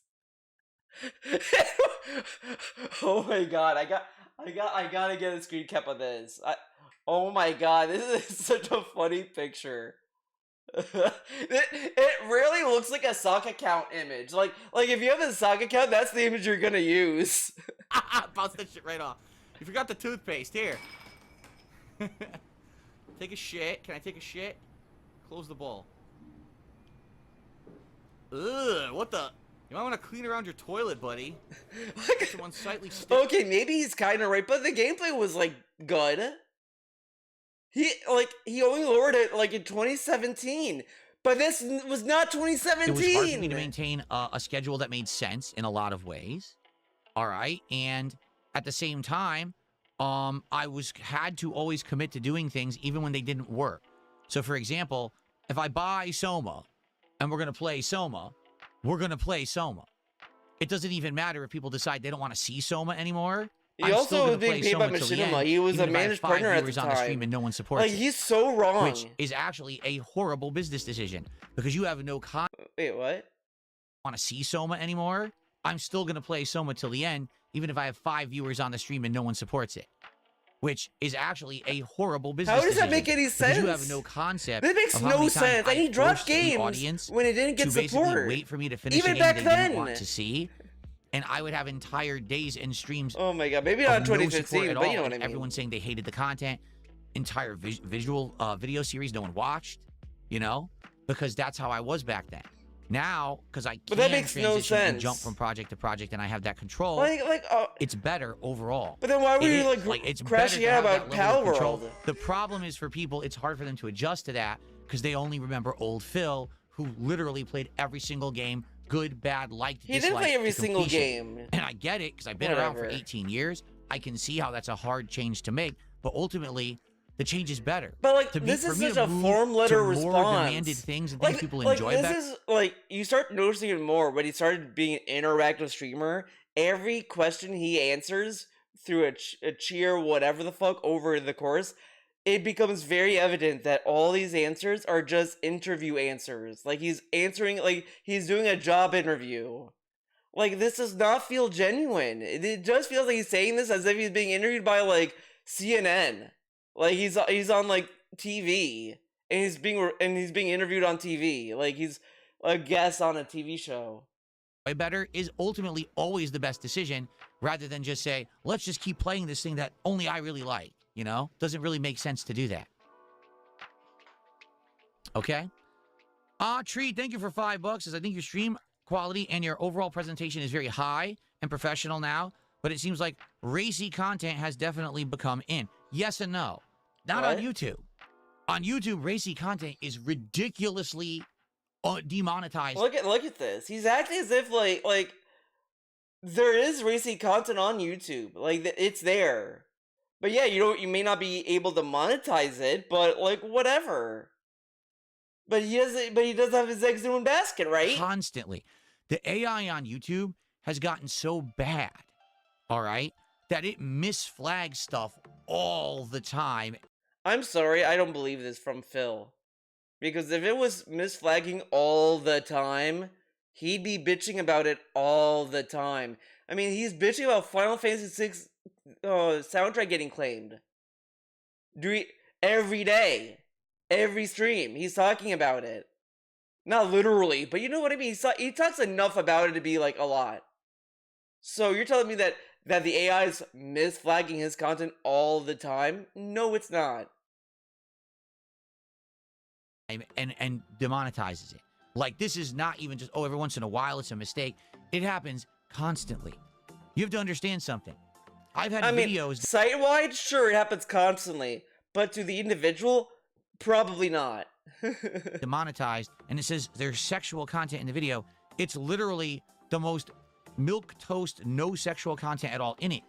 And then you'll dispute it, and they'll still say, too bad, demonetized. Well, give us an example. So the moment that there's any kind of racy content, you're taking a humongous risk. And when you say racy, what you actually mean is risque political commentary and stuff. Stuff that, you know, oh, I'm going to sit here, I'm going to talk about a news story, or I'm going to talk about politics. There are so many YouTube channels that are monetized that talk about news. If they were gonna get demonetized for talking about news, then why are they still monetized then? Like, he's talking like the only videos I would see that would get that are like channels that are just uploading like you're watching a fucking genocide on fucking YouTube, basically. Like, if they actually show you the actual like action of that, right? But I have seen other accounts just show stuff, they're still monetized or whatever. Like, come on. And therefore, it's considered kind of like controversial, but it's not risque. It's not sexual comments and things like that. That doesn't fly anymore at all. There's no, most services you cannot do it, okay? If you're gonna do it, also, it has to be in line very much with whoever runs the site. So if you're on if you're on Twitch. Notice he does not talk about Kick, though. What's Kick's why does he talk about Kick's politics? He talks about Twitch's politics all the time. What's Kick's politics? Why do we talk about that? You absolutely have to do only left-wing stuff. You can't Yeah, I remember. When I stream on Twitch, I get emails all the time telling me, Theo, you have to be a fucking liberal, radical left. You gotta believe in healthcare for all. You have to believe in Mamdani. You have to. They always tell me that every day. And then if I say, so that's why when you see me like say Mamdani's pretty cool and he's like a good mayor, just know Don Clancy's right behind me. And he has a gun right on my head. do anything conservative. You can't say anything. Yeah, you know they ban all these conservatives. It was a mass ban of conservatives. That's why sometimes when I go on Twitch, I see people complain. I'm like, they're gonna get yeeted off of Twitch. They're gonna get removed. They're gonna lose their money. They're gonna owe Twitch money. That's what they're gonna do. That's their next policy change. If we ban you, you gotta pay back what we paid you. Saying that's just how it is. So it's not risque. It's controversial. You say controversial things to get a rise out of your audience, and you have to cater to one side of the controversy, meaning you either have to be ultra left or ultra right. You can't be in the middle on anything. You have to be polarized, and you get that audience. That is correct. I will agree with you there, and that is something that I Oh my god, this dude, like, really stretched that into his own beliefs. I mean, like, there's issues with these moderations to be real. Like, it's not like all these sites have, like, the best moderation. I just think that's, like, that's what's hard about running a website. That's why I don't want to run a website. Because, like, you are responsible for what everyone's there, so it becomes a question of, like, what do you allow on your site? Like, are you, like, you know, whatever. But, like, that's just the nature of the beast. Like, I wouldn't say, like, Twitch is, like, specifically one, because, like, there are people on the left that also get banned by Twitch as well, because they also have a different view on something that Twitch doesn't agree with. But, like, these things only get triggered when you talk about certain things or you call someone certain names. I think they, I mean, these things just keep constantly happening. But, like, DSP is not a political streamer. He doesn't have to worry about that. So, like, he got punished because the site said he's using hateful slurs. He doesn't use the R slur there, but he slipped up a few times. Enough for the site to be like, okay, this is a little too much. All this stuff. Like, he didn't get banned because, oh, DSP is a secret... Twitch knows DSP is a secret conservative. That's why they banned him. They knew who he voted for, so they got rid of him. Like, no. The site's not gonna ban people because you're not one way or the other. Like, that's insane. But if you sit on the site and spew, like, hateful content, like, whatever, you're gonna get banned probably.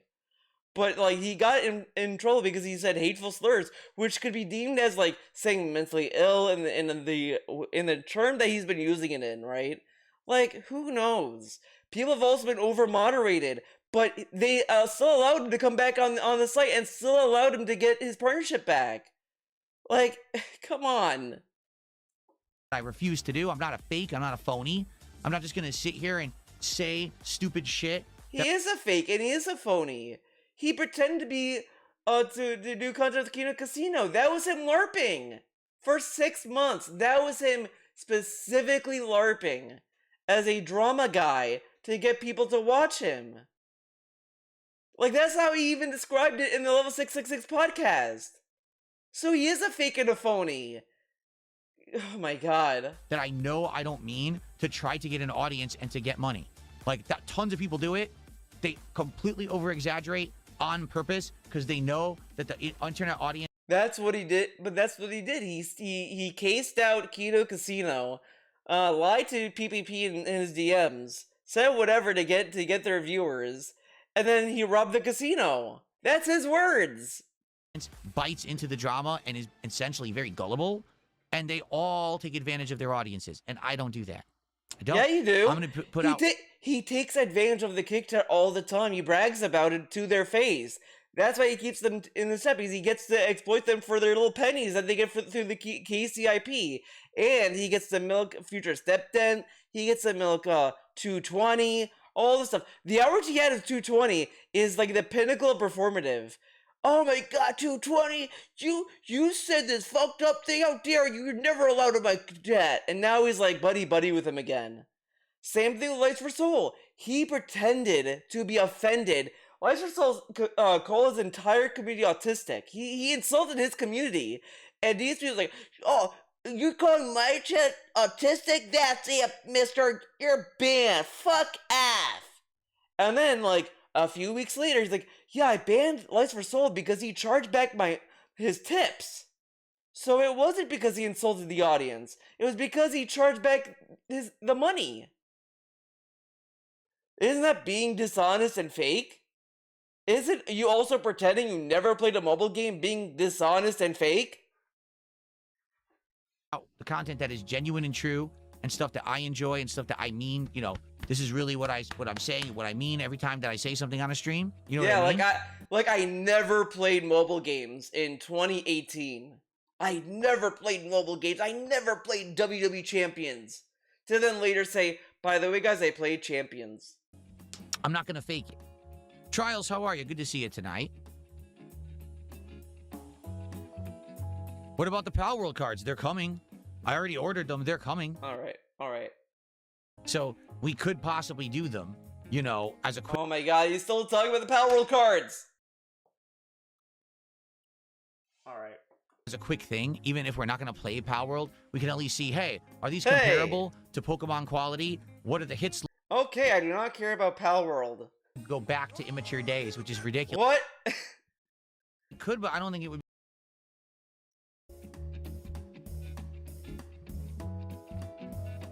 It sounds like Persona 5 music. Could I play Heavy Rain again? I could, but I don't think it would be that entertaining. Because I've already beaten it so many times, we've seen all the scenarios, you know what I'm saying? Yeah, fuck Heavy Rain. Move on. Dark Lady Goth, see, she says, maturing with age is usually seen as a good thing. Yeah, except when you're on the internet, and the internet is a bunch of immature people who just want to see drama. Like, dude, this is immature. Being mature is like not caring what other people do around you or whatever the fuck this is. Like, oh my god. Then they don't want you to mature. They want you to go back to immature days, which is ridiculous. You know, I grew up, I changed for the better. As I said, like, you know, I do feel a lot of the Phil should be like he was back in the day is conflated by just how he talks now. Like, again, he went from like, because people were just like annoyed that you like watched the cutscene with Ava and you're like, oh mama, oh yeah, look, oh squeeze that titties, oh my god, titties, ah.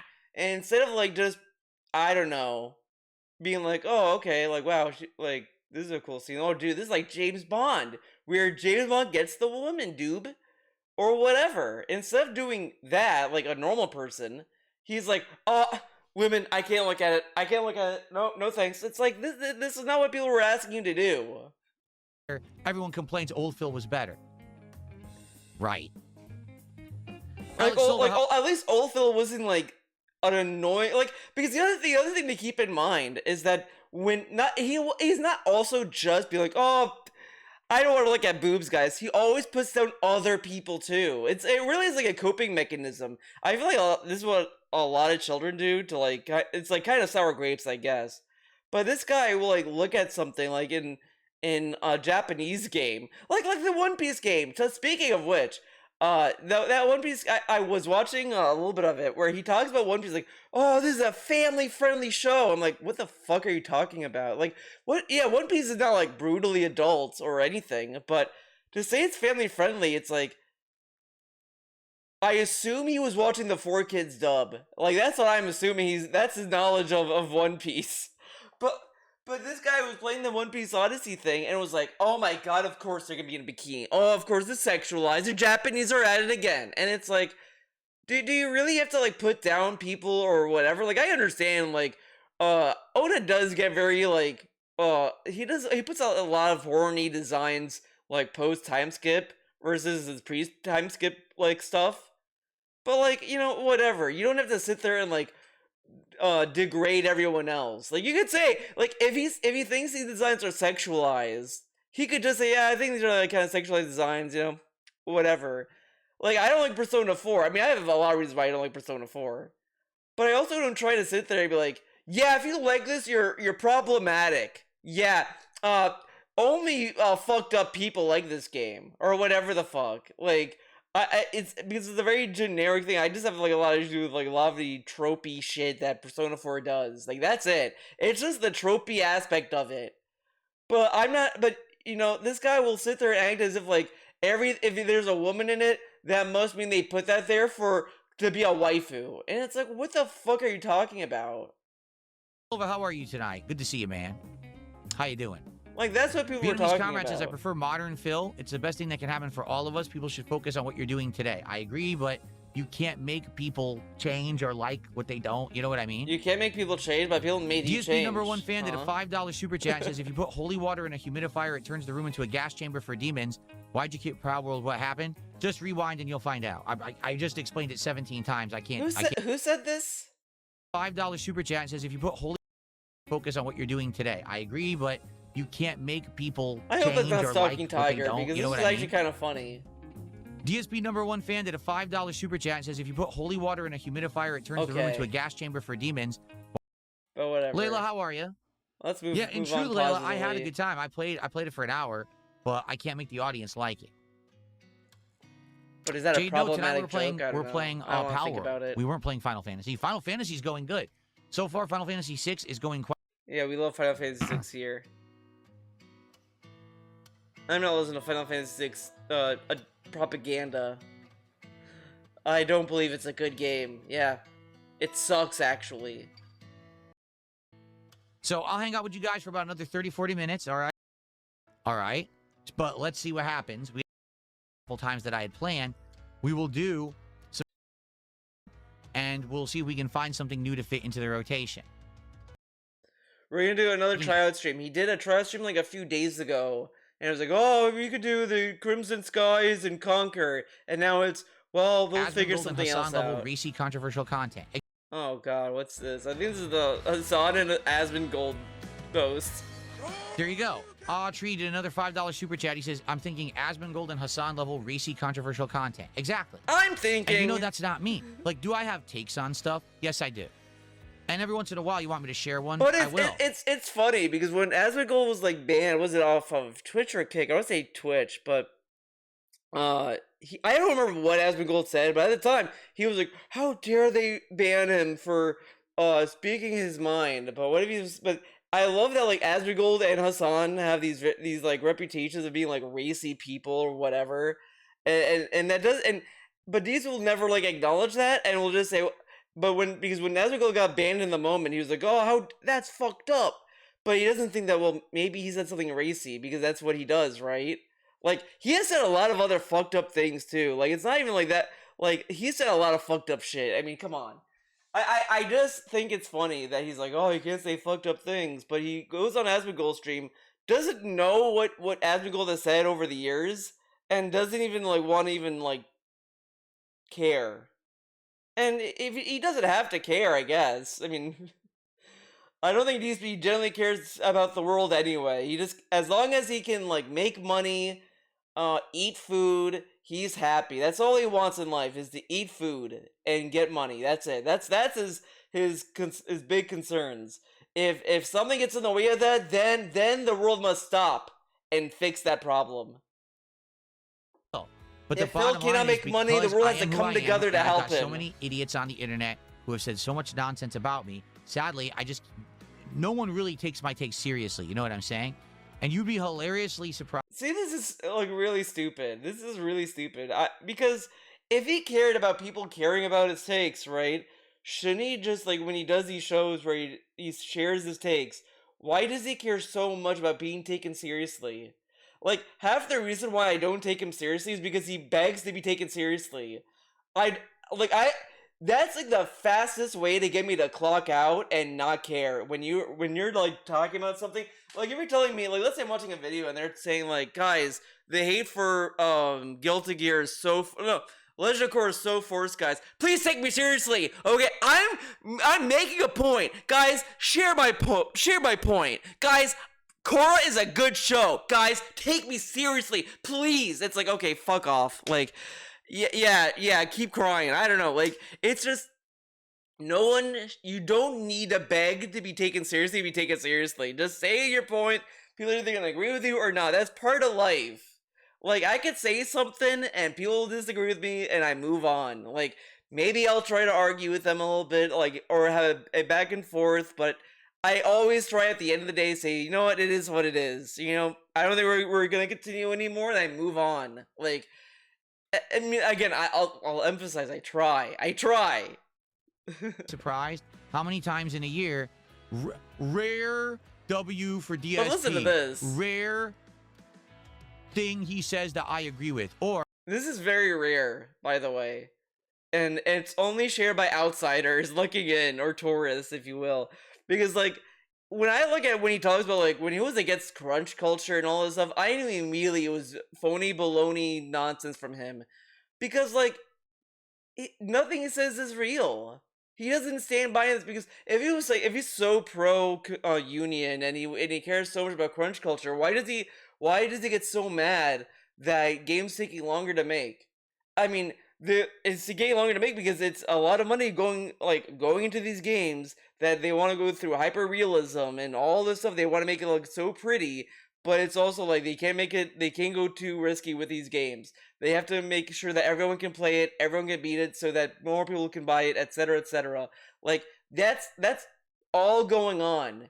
But he always says, these people, what are they doing? What are they doing making these games? And all of this is like, well, like, he talked about the Starfield thing, and then it's like, oh yeah, they have to get all these approvals of the chair. I mean, a lot of times, a lot of people do have to get approval for things that they design for games or movies or whatever. Like, they can't just let these people do what they want, because then there's no continuity. Like, why do you think Game of Thrones, the final episode, people were dogging on the Starbucks cup that was on the set? Someone clearly did not go over to look at that. That's just like clearly a rushed job. Why do you think people say that's rushed or whatever, right? or the worst person you know said something that's really true and you're in agreement with. You know that stupid meme or whatever? I see that shit all the time, and I'm like, I don't see it all the time. I am right all the time, then maybe the problem isn't me, it's you. Maybe you're the one with the idiotic misconception in your head. But again, look at that he's focused on the people who spread that are people who don't like Phil, right? Okay, but then those people who are looking at those people spreading that, they may come by and then change their mind. But again, like, he should stand behind what he says then, right? Why does he care about how other people view him? And then, like, he'll say, see, I don't care what they think. But he will not do a show because of what other people think. Like, he literally stopped posting on Twitter in any meaningful way just because people dogged on him. And it was because, like, all of that. Like, why else do you think he lied about State of Decay 2, saying, oh yeah, that was my depression? He lied because he couldn't handle people saying, Phil, just because people got early does not mean that they're shills. Like, these are people that also, like, may play fairly or whatever. Yeah, there are people who get games from companies and still criticize the game. Like, that is, like, that happens. But DSP acts as if none of them do that. Whatever, I mean, I'm getting derailed by that now. But, like, that's the problem. He just says shit and doesn't stand by it at all. And then when he's wrong, or people call him out for being negative, he can't stand. He can't even stand to just say, sorry. The State of Decay 2 thing was such a silly thing to apologize for in a way, but it's also a post he didn't need to make. But he came to say, okay, I'm sorry, whatever. But then he's gonna bitch and moan how no one like gave him a pat on the back for apologizing. Like that's the kind of guy he is. When he apologizes, you have to pat him on the back like a good boy. Wow, Phil, you apologized. Oh my god, guys, he apologized. Like when he announced that he played WWE Champions and he was down from the rafters, he was expecting so many people to like, guys, Phil came clean. He finally apologized. He finally confirmed he was the guy, and he's amazing. You know, I love you, Phil. But he lied to people for years. You're not gonna. He should not be getting trust back in less than 24 hours. That takes time to rebuild. And since then, he still is lying. Like that's why people don't take him seriously. Like he literally lied to PPP and DMs. Regardless, he's either lying to PPP or he's lying to his audience. Either way, this guy is lying to someone. He's misrepresenting what's going on. He involved his wife, his mom, all this stuff in these lies. And he's like, why aren't people taking me seriously? Like, the politics show, I cannot take him seriously at all. He didn't even, like, objectively think about the stories he was talking about. He talked about the charity shit and was like, wow, they're telling you what to give them, ignoring the context of why he said that in the first place. When he talked about the immigration policies, he was ignoring the context. He wasn't even being empathetic to the situation at all. Like this guy, I cannot take him seriously in any of these instances at all. I'm very in the middle in politics and all this stuff. He reads about how children are saying, "Oh my god," like talking about how they're scared about what's gonna happen to them with all these deportations, which is a fair thing for a kid to be scared of. And he's like, "Well, you should have thought." It's like, can a kid really choose where they're going with their parents? And at the same time, they're going to school. They're going to school. The parent may also be a functional member of society and actually working. Like, there's all these things that are actual things that people can think about. And he's like, letter of the law. But it's like, he didn't think about any of these things. Like, this is why I don't take him seriously. It's the fake concern about employees being laid off. Oh, the digital future for PlayStation is bad, but he still mocks gamers who care. Like, this guy is so unserious. Your head, and you won't get it out of your head because you're just ignorant and gullible. And you just want to be a group thinker rather than think for yourself. People who actually come by and check out the content seem to like it. So what's the problem with me and my opinions? There is none. You're just... What did he say? Want to be a group thinker rather than think for yourself. People who actually come by and check out the content seem to like it. So then why don't you make content for them? Why don't you do these like political channels or whatever the fuck you want to do, I guess, like a talk show, whatever, for them? Why don't you talk to them? Every time he talks, he's always talking about no one takes me seriously. But the people there do. He bitched him on how, like, I don't remember the exact context because it was around the time when he was like saying, guys, if you didn't make me a joke, I would have been able to save channels from getting scammed. And it's like he's basically telling people not to fall for phishing links. Wow. But it's like, if you generally care, why don't you just say something then? Why does it matter if no one else takes it seriously? If the subject is so important, why don't you just talk about it then? Why do you need validation or ass pats to talk about subjects you care about? If you care so much, you shouldn't care what other people think about you, right? Correct? So what's the problem with me and my opinions? There is none.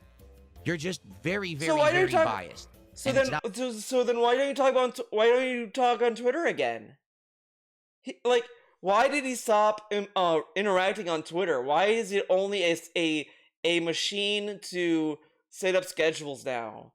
He barely talks on it. He doesn't share anything anymore. All this stuff. Oh, because people don't take him seriously and they're gonna make fun of it. But I thought but why do you care about them if they don't care about you? Why don't you just make this post for the people who actually care? It's not my problem that you are. You know what I mean? That's how the common, perception of me is. If I just sat here and did hot takes, people wouldn't care because of the toxicity that's tossed against me for what no about good the reason. people who do care, that watch your stupid content, dumb fuck? You're feeling better tonight? I'm glad, Jade. I'm glad, Jade. Good for you, Jade.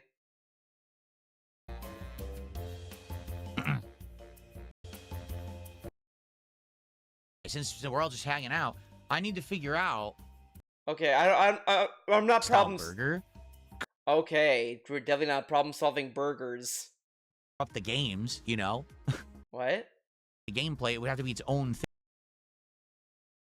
You sort them by class. Oh my god, talk about this. I don't care. Don't take this as disrespectfully, but I see you're going to drop a lot of games come December. Very well could. Okay, he's like, I could drop games. Let's take a look at that. I have it right here. Why not just open it? Okay. Come December and come September, there's literally 12, 13 new games within the month. And like for example, let's take a look at that. Okay, I have let's it take a right look. here. Why not just open it? Let's go through it, listen to the list of games, because this dude kept typing up for months about the Avatar fighting game, and I was like, yeah, you're not playing this game, buddy. First off, he never watched the show. Why would he? Why would he be interested in playing a game about a show he never watched? Like that's like a red flag right there. Secondly, like, dude, come on. It's like not even a big property. Avatar is a big property enough to get like attention, sure, but it's not like a household name like Marvel is. So let's look at September as a month from what I have. Blood of the Dawnwalker, Onimusha Way of the Sword. Blood of the Dawnwalker? What the fuck is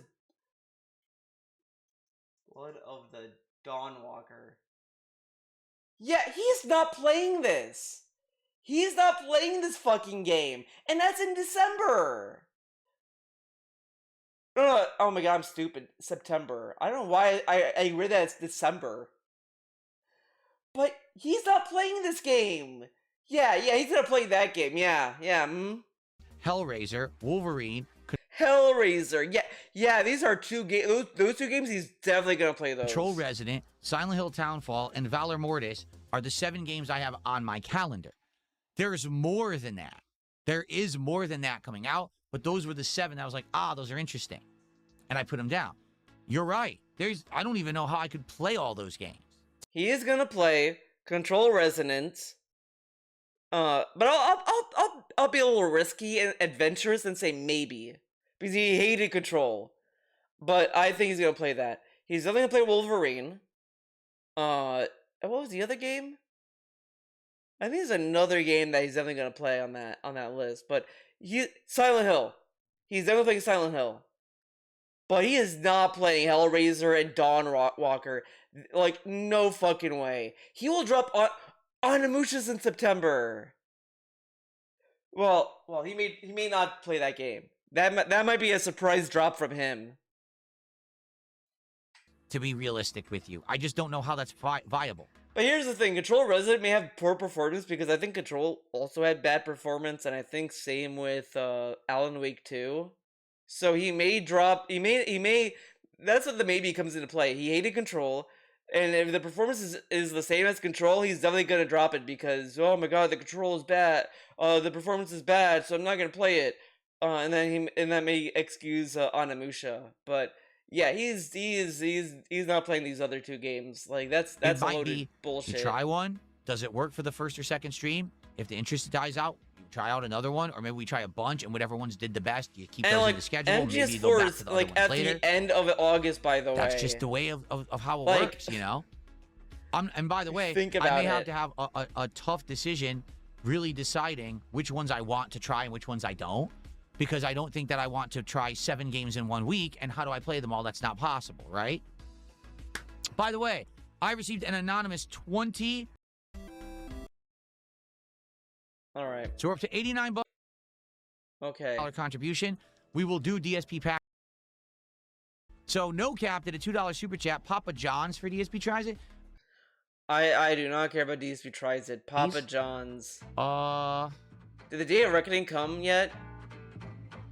Dude, this is like not a flattering image. The new pan crust that's not.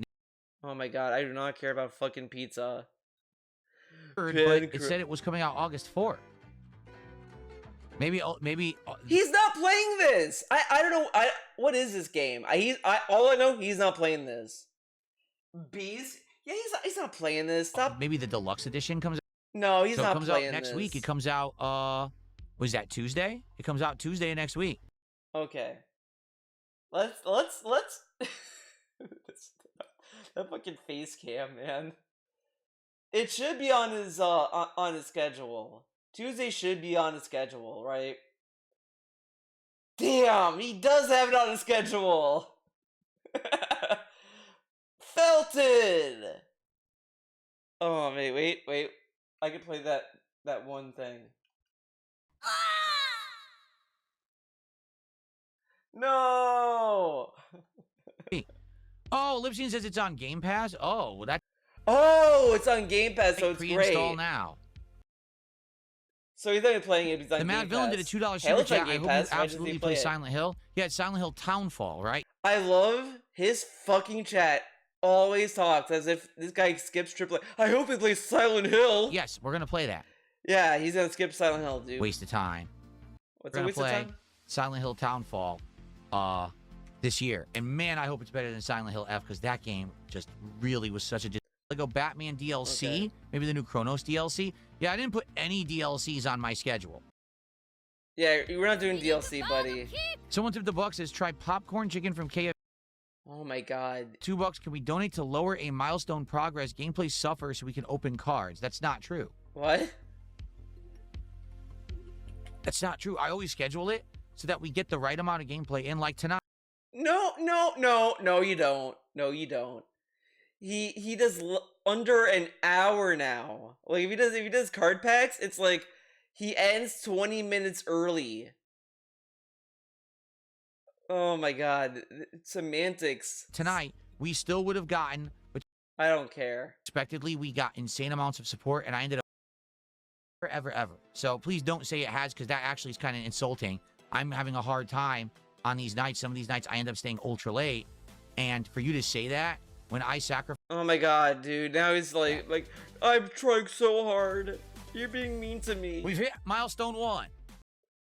So that I have time to do the video before we adjourn tonight. So Like the night stream always goes over. It always goes over because he doesn't care. Remember when you told us, guys, I have to end at 9 o'clock. I have to for Cat.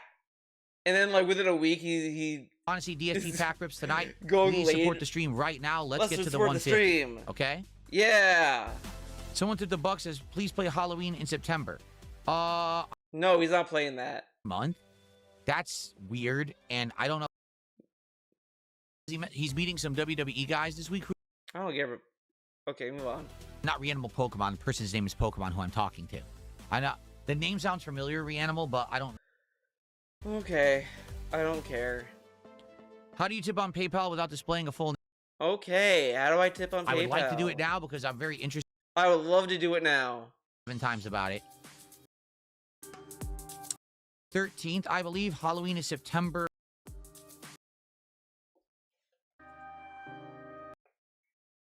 Oh my god. I thought we could watch trailers. Yeah, I'm glad you told.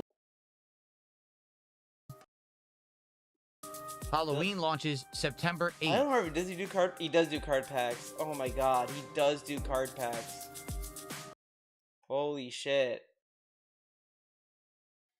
Is there really no other? The Hardy's Old J. Oh my god, dude. Food. Kane, yeah, I'm sorry. I tried. I like Palworld. People just sitting here saying that Palworld's boring. They don't. He loves Palworld, guys. Dun, dun, dun, dun, dun. All right, guys. So basically, last chance. We have 10 minutes. Tomorrow's chance. Assassin's Creed stream. Okay, I knew what you meant. What? Can I be petty about this? Yes, I know, Jim Ross, Jade. I knew what you meant. Good old JR. Okay. If we only did 1 pack, it's not even a show. So we always save it. How much do we have to go? What are we at?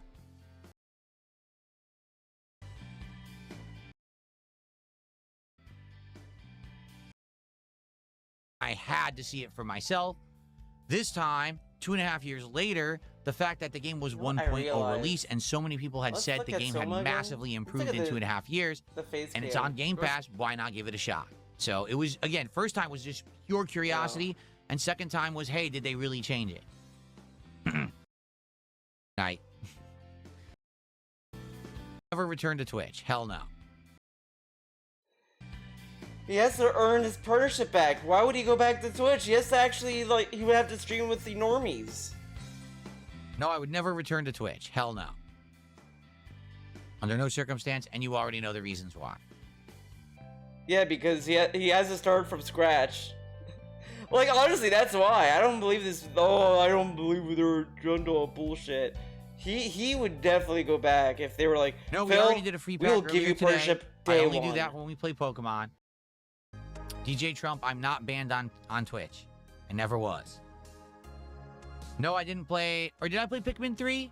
I played a Pikmin, but I don't remember which one it was. It He might played have been Pikmin Pikmin 3. 3. You never played 1 and 2. 2 is fucking hard. Oh man, 2 is like someone there was like, fuck the Pikmin. Correct. Everything I agree kills there. Kane them. says, palworld, unfortunately, is something that needs a ton of time invested. Everyone, I said, Okay. rather than staying at base camp and just build, it's not gonna work, you know? Wait, let's hear Just, this. let's explore tonight. And we did it for an hour, and people were dead bored. Yeah, so he spent multiple streams or whatever doing camp shit. So it would cause people to be bored of Palworld. And then the last night, he's like, I'm just gonna do something crazy. And then no one is there to support it, of course. And I'm like, well, that's the game. You have to understand, that's literally That's the what the game game. is. So if that's not going to work, then it's not going to work, you know? Nothing. If that doesn't work, nothing works. I just received a $44 tip. It says, Anon, please. But I do know who it's from because they put their real name there. Thank you for how generous. Oh my god. Why would you say that? I got a tip from Anon. I know who they are. Awesome. $44 contribution. That is awesome. So many of the I don't get your information when you tap. And then he's like, it's anonymous, but I see your information. Amazing. Thank you, Phil. We're going to do DSP pack rips tonight. Thanks to this very generous person. So very much anonymous. I think that's my cue. Let's do it. Look how fast he goes there. I'm not doing that. I did see a little bit of the Sony rant. I'm not gonna. I don't know. I'm scared. But let's vibe check. I think $22. That must not have been a good rant. Is there any other rant he did? I'm like scared. I'm scared to look at the Sony shit. Man, this podcast looked like shit. I'm just gonna say it. to continue to spend to create physical versions of games for you when it doesn't give them any added benefits. What you think? And people who love physical media always gave me shit and said, no, Phil, rally against. This is ridiculous. Oh my god, dude. Like, what? No. And I said, it doesn't really matter what you think. This is so stupid.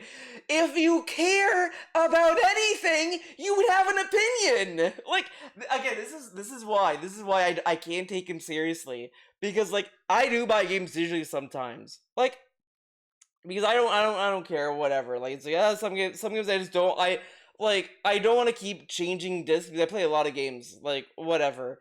But I would argue more that we need a more like pro-consumer system. Like, there has to be a clear way to get refunds, easier way to get refunds, all this stuff. Like if the PlayStation Store was like literally a copy of Steam, I think like there'd be more of an argument to say this is fine. But PlayStation Store is not Steam. It just isn't Steam at all. So, like, yeah, I think this is, like, crappy and it's gonna really, like, alienate a lot of people and cause other problems, whatever. Because it's always to have the option to use physical. But, like, so even I can understand the value of physical games and all this other shit. There's so many things about physical games that matter. And he's like, oh, see, it doesn't matter. Like, what's he gonna say? It's coming. These companies are not going to continue to... He's putting this on, like, it doesn't matter what you say. The companies are gonna do it. okay, yeah, the companies are still gonna do it. As I said before, like because they would have to reinvest in making a manufacturing like company and all this other stuff, retrain people to make discs, blah blah blah. And it may not be financially stable, but like if you believe in like physical media, like you're probably gonna stop supporting Sony or just disagree with this mentality that they're having. Like, come on. You to spend to This guy is literally saying like, yeah, things are getting worse. Just accept it. Accept that things are getting worse. Okay, stop complaining. create Eat it. physical versions of games for you. Like this guy is literally a fucking like I don't know what the term that they would call people like this because like I want to say a mark, but this is basically a guy that's like arguing to be cattle. Like he's like, guys, just be cattle. Just stop like wanting better. Just go with it. When it doesn't give them any added benefits. And what I said was the only real place that you're going to be able to get a physical game is the collector's edition, where you're spending extra money so that you can get the box, He the shat on the disc or collector's cartridge, editions also. right?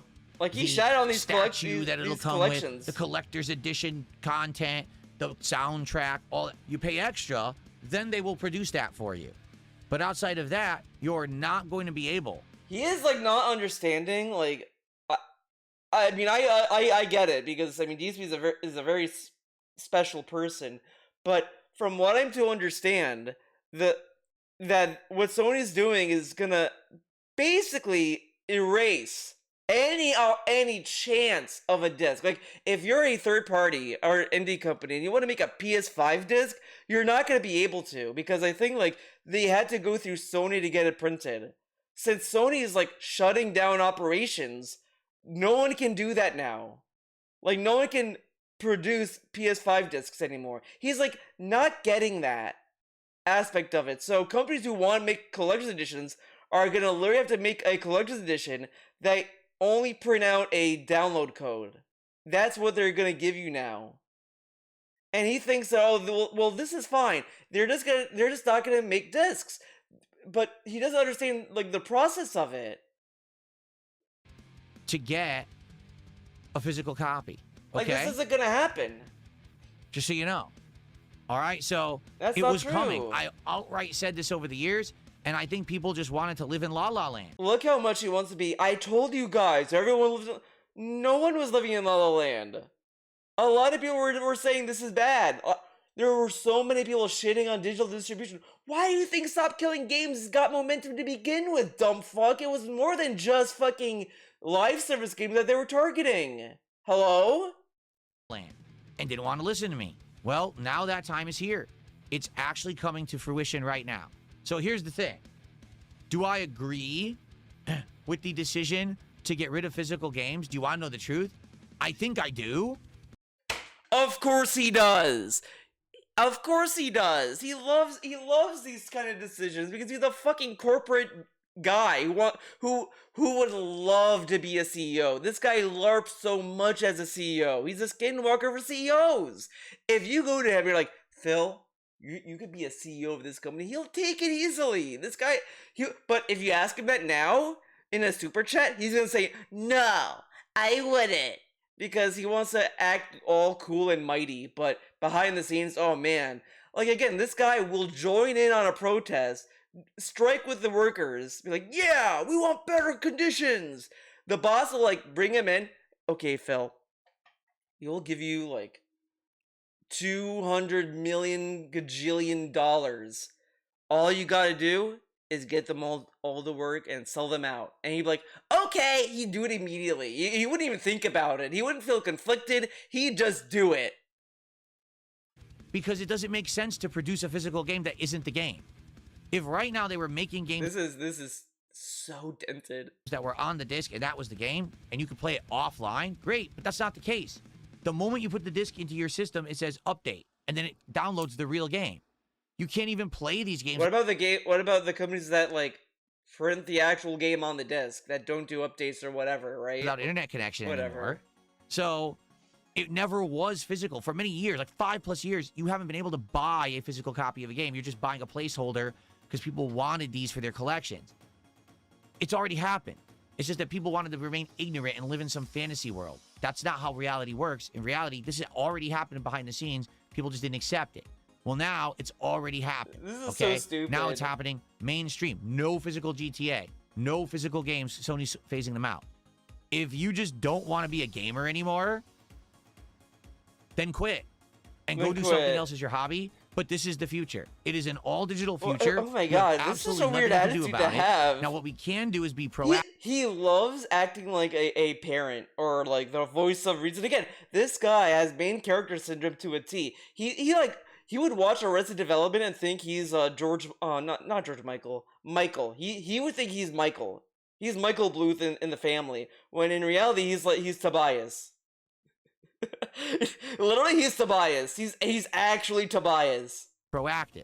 We could try to set up laws and regulations and situations where these companies can't screw us. Where you don't buy a game and then they decide 2 years later, oh, we don't have that game anymore. You can't play it, but I bought it. But that's what they're doing. Like they can still do that. Like, half the reason why people like having the disc is that, yeah, you can't download the update, but the game, for the most part, is basically still playable if you're playing from a developer that actually cares about games. Basically. But, like, he's kind of, like, obfuscating that a little bit. Because, yeah, there are games where, like, the game's not on the disc, but there's also games that are on the disc. Like, he's not getting that what Sony's doing is they're removing discs entirely. Like, no one can print them. Too bad, we're shutting it down. That's exactly what Sony just did with their movie catalog. They let everyone pay for movies and then said, oh, we lost the licensing rights, you no longer have the movie. But I bought it. I paid $20 for the movie. Well, it's gone. It's deleted. Yeah, so why would they change now? Someone should sue, and a law should be made to protect consumers from that kind of behavior. Yeah, okay, I'm sure that's going to happen. Is what it is. Like, however, dude, come on. The physical games are going away. If you can't handle it, quit being a gamer. There's nothing you can do about it. You don't control the cards here. The companies do. So, I mean, literally, I think people are going to stop gaming, not just because of, like, this, but literally, like, things are getting unaffordable. The Steam Machine, well, and the Steam Deck are now, like, super expensive. AMD, or what company was it? Whatever. They're releasing, like, a 4 gigabyte CPU or something. And it's like, yeah, this is, like, it's to the point where someone said, finally, something that can handle Google Chrome. And it's like, yeah, that's what's gonna happen now. No one's gonna game. We're gonna be watching movies now. Basically, we're all gonna become movie heads. Gnash your teeth. You can whine. You can stomp your feet. You can complain. And then look at this. He's like, why are people taking me seriously? And then he paints these people who are upset about, like, the physical media and all this stuff as whiny babies. Like, if you care about the medium so much, you're gonna complain when, like, shit like this happens. And saying, oh, you're gonna whine, and this sounds like, it's better to be vocal about something that you don't like than, like, well, yeah, they're gonna, like, fuck me up the ass, but what can I do about it? Like, what the fuck is that argument? He's, like, making this argument, like, yeah, Sony's gonna fuck you up the ass, but, like, they have all the cards. Like, okay, yeah, man, just take it. Online yelling, the executives have outright just told you, we don't care. So if you quit spending money... Yeah, because they don't take it seriously that people are just not gonna buy Sony games. So it just means that people are just not gonna buy the PlayStation 6. Like, I think that's gonna be the turning point, in my opinion. Like, I think now is a little too late. I think when the PS6 comes out and it bombs, I think that's what's gonna... But I think at the end of the day, it's just... We are not going to see PlayStation anymore. I think, like, PlayStation and Xbox are just going to be gone. Nintendo's going to be the only one standing because they're still putting games on cartridges, even though DSP doesn't know that. DSP thinks that the game key card is something that they're doing across the board, when it's just an option that they're providing for companies to do. Because they want to use that in place of, like, oh, you can sell codes. You have game key cards in place of that. But they're still putting games on, like, actual cartridges. He doesn't know that because he hates Nintendo. If you quit being a Sony gamer, then maybe Sony will listen. But if you continue to buy the Sony stuff, nothing will change, so you have no right to complain. In my case, And then this attitude is bullshit. You have no right to complain if you buy it. I mean, I've seen so many accounts say this same shit, like, oh wow, they do. Like, I get it, but at the same time, like, it this is just a shitty practice. Come on. Like, you can say this is a shitty practice and all this other shit, right? Like, come on. it doesn't really affect me. I wasn't buying physical copies anyway, so I'm going to And continue that's it. That's why he's like so indifferent with this. He has no care because it doesn't affect him. Like, at all. Literally, even the digital aspect where they can revoke licenses doesn't affect him because he'll play the game and he'll never go back to it. It will affect him if he wants to go back to Dark Souls, but he'll gladly buy more anyway because he's a cuck. But this guy is saying they're like, it doesn't affect me because I'll buy it digitally anyway. Yeah, this is the guy that is fucking preaching and getting triggered over people getting mad about Sony removing physical when this guy doesn't even buy games physical. He is lecturing people about physical and digital shit when all he buys is digital and he doesn't care because it doesn't affect him. Like, I'm sorry, if something happens to his game collection and he can't play it anymore, I'm just gonna laugh when he bitches because this was his reaction to people who are upset about the physical game debacle, right? to buy whatever I want digitally wherever I want, and it's fine. There you go.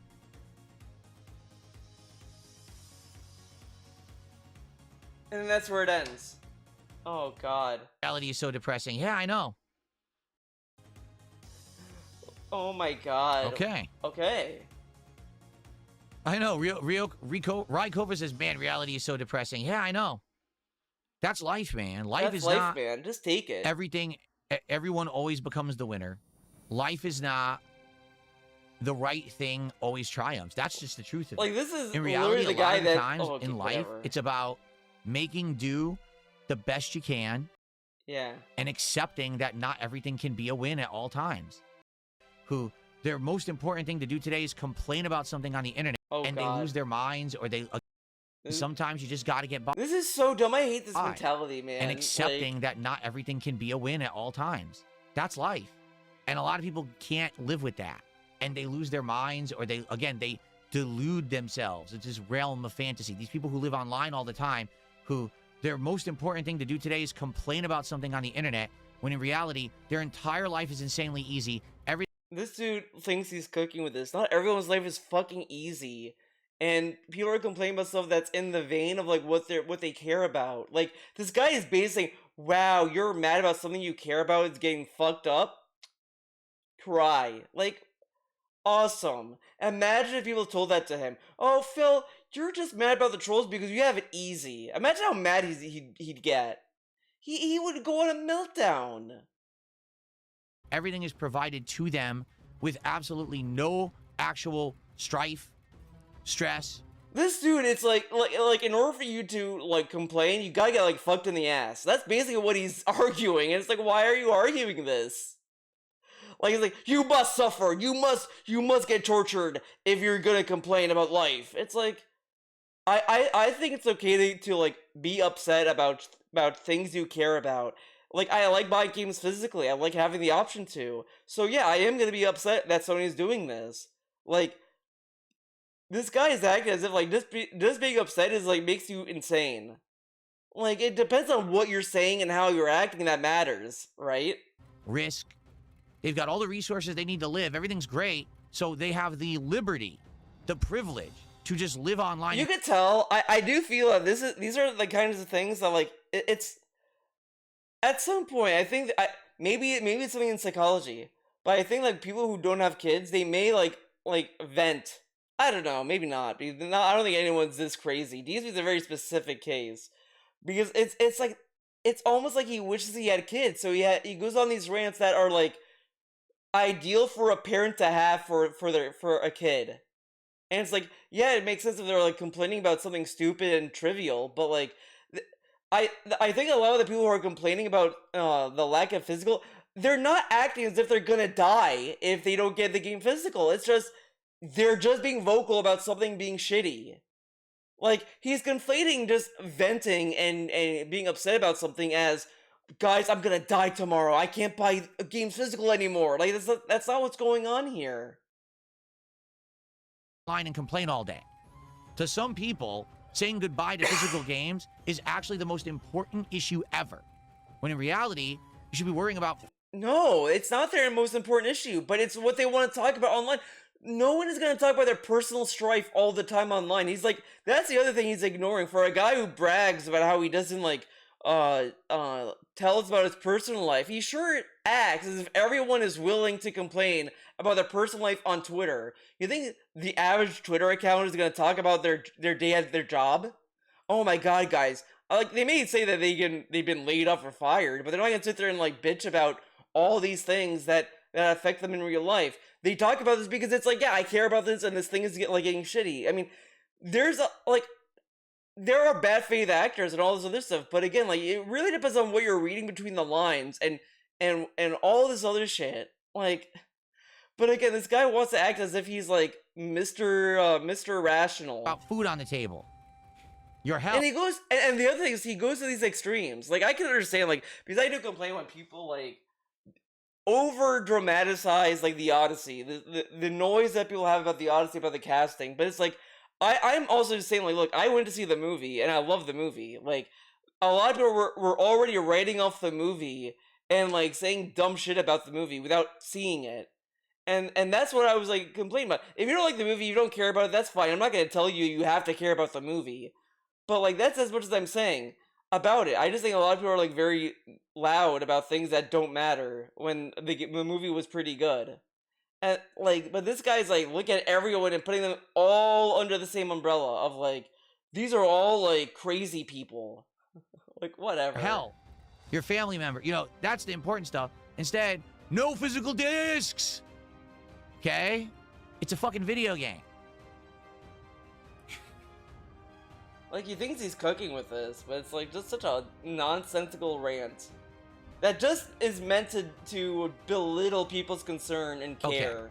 Like, how dare you care about Tommy a thing Tentos, you're absolutely buying. right. He says, it's scary, but when you look at it from a different position, can you see how far gaming has come since the time when we were kids? Exactly. When we were kids, games were insanely primitive. Bleeps and bloops on the goddamn screen that barely represented what they were supposed to be. Right? Everything came on a giant clunky cartridge or a floppy disk. It took 70 years to load. You know, there was primitive controllers that broke in your hands as you tried to play it. Yeah, happened all the time, man. Now, today, we got the most crazy advanced shit going on, and people still complain. I know. This is the guy that complained when a game doesn't run at 60 frames, by the way. He's saying this, but if a game runs at 30 frames or is not 4K, then he says, wow, this game is terrible. I can't remember what game it was, but there was a game that didn't run perfectly. It ran pretty good, though. Like overall, it ran pretty well, but this guy was like, I'm not playing this game because it runs like shit. And it's like, oh, okay, man. He didn't want to play Fat Tony or whatever. Gay Tony. He didn't want to play that at all because he couldn't use his stupid mods. And he's like, why do I want to play the game? He never played that DLC, direct capture, ever. It was a camera point at the TV playthrough, I think. And then, but he didn't want to play it because because the mod wasn't working. But he's lecturing about like how people are sissies about games or whatever. They're not grateful, even though like a lot of games look realistic. They run like shit. Sony waited for GTA 6 launch here to do this? Not only do I think Sony waited. Are you ready for this? I actually think Sony knew GTA 6 was not going to have a physical copy. I'm sorry, do the second that the PlayStation 5 Slim and then the PS5 Pro like were sold without the disc drive, like there was there even an option for the PS5 Pro to have the disc drive? I don't think there was. I think that's pretty telling right there. Because Rockstar told them ahead of time, and they planned their announcement for directly after the GTA 6 announcement, so it would soften the blow. I really believe that Rockstar and Sony talked about it and planned this all out. I love he thinks that they talk when like Rockstar's making like GTA 6 on Xbox and PS5. Like he thinks that they're only a PlayStation 5 This stuff is not massive coincidence. Absolutely not. Or whatever. My absolute favorite One Piece arc. Of the ones that I'm very familiar with. God, Okay, so what? I have to think about the ones that I'm really familiar with. Well, of course. I was like, I gotta think of the ones that I know. That's my favorite. Well, yeah, that's You know, a lot of people say assumed. Alabasta, right? But Alabasta also has a lot of filler. Like the out, get out, leave. Alabasta was when I started getting really into One Piece. He's saying that that's not good enough. Get out of here. good parts of Alabasta are good, but then there's a lot of stretched out crap too.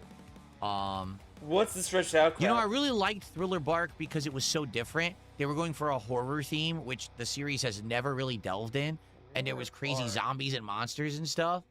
But then Thriller Bark also felt dragged out by the end. Thriller Bark arc. I didn't see Marineford. A lot of people say Marineford. I didn't see that one. I skipped it, so maybe I should go back and watch it.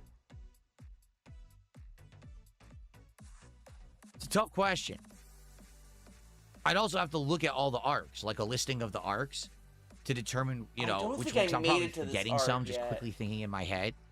Okay, I would say I really like okay. the Alabasta arc, except for some of the crappy filler. It is in the manga. Oh my god, dude!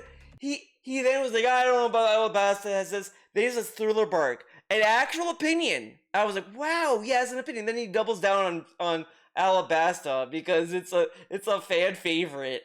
I mean, I did give him shit for that, but I don't think he has to love Alabasta, but I don't think calling it filler or having filler is fair. I think what was it? The one I'm on right now, I think it's the Ennie's Lobby. That's kind of that dragged a little bit. I'm still in the middle of it. I'm not too crazy about it. I like Water 7 and like the stuff before that, but Ennie's Lobby, I liked the beginning of it. I liked when Robin just wants to live and she like doesn't want to be like she doesn't want to surrender her life anymore. Like that was like awesome. But after that, it's like some of these fights have been very hit or miss. It's like I just want to move on. Like I don't know. It's not like hitting the same. It's like almost hitting the same thing I felt about like the buggy arc. Nothing here says it's a privilege to be angry about games or internet drama. The working man trying to pay bills doesn't have time to complain about internet things. Oh my You're god, right. dude. And guess what? Like, dude, life sucks. And then it's like, yeah, dude, yeah, entertainment's sucking right now. Just eat it. You have other things to be depressed about.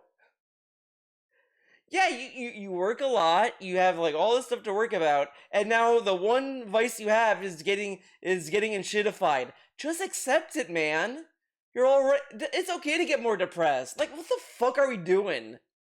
If you tell the normal, average person, the working man, about this shit on the internet, they'd be like, what are you, a fucking weirdo loser? Who cares about that? Man, so out of touch. Because the working man is like my generation, the millennials, Gen Z. Like, he's really talking as if like everyone's still a boomer. Like, you're talking to boomers about this. Yeah, boomers are not gonna care. But if you talk to other people that are working, they probably are gonna care. Half the people who are complaining are in the working class. What are you talking about? Seriously.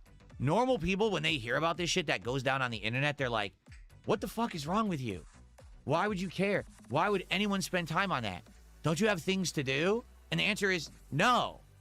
People who don't have things to do and have everything provided for them oh my sit on god, the internet dude, all day he loves acting like everyone is a spoiled brat. He really loves it. Like, there's no in between here.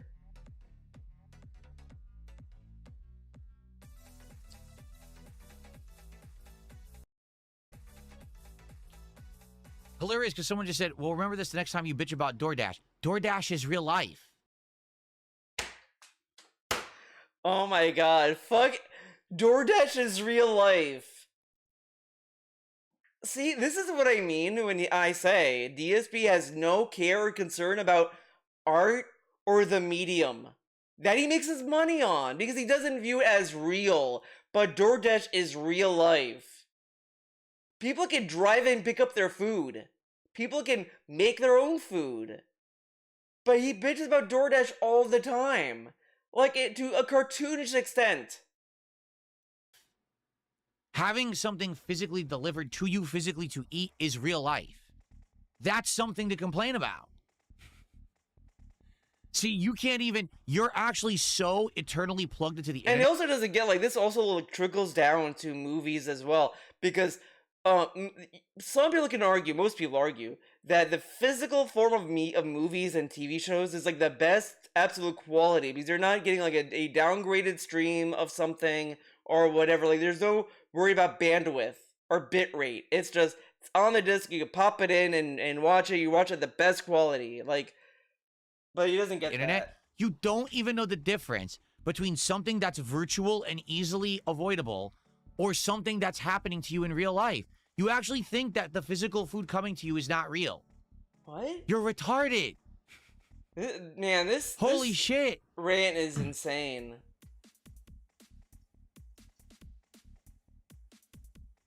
But okay, but let's say that he has to use PlayStation. Let's say Sony decides we're gonna increase prices on Sony exclusives. How happy would DSP be? Would DSP like love it? Anyway, I guess he would. He would love it. But remember, this dude crashed out about Nintendo. Oh my god, the people who they're supporting Nintendo. They do this and they support bad business practices. And he rants and raves. And here he's like, yeah, Sony's doing dumb shit. Eat it. Like, he's calling people who are vocal about Sony shit and saying that they should just eat it. But when Nintendo just eats it, says, well, it's Nintendo, he mocks them for it. Classic Nintendo lose-lose situation. If you speak up, you're an idiot. If you don't speak up, you're an idiot. At this point, people should just tell these when he crashes up a Nintendo fan supporting Nintendo saying, Phil, they have bigger things to worry about. They just want to play Nintendo games. And they don't care because it's not real life. And see his reaction. He's gonna like crash out and say, no, if they allow this to happen, if they allow Nintendo to do this, they're not gonna improve. But it's okay for Sony to do this because it's Sony, dude. all right. So we talked about the Sony thing. Let's do a little bit of Q&A to end the show, shall we? Oh, that wasn't Q&A? Okay. Actually have Chinese Pokemon cards. We talked about One Piece, by the way, during that segment. So One Piece was related to Sony stuff. somehow. They are very low value. Okay, Just happen to consoles. You're right. What? Exactly. Exodus Gamer said, I saw this coming for years. PC stopped making physical computer games ages ago. Okay, but look at Steam. Like, look at this. I've argued this with some dumb fuck on Twitter that was like, Steam is also contributing to digital only. I was like, yeah, but like, look how Steam runs their business.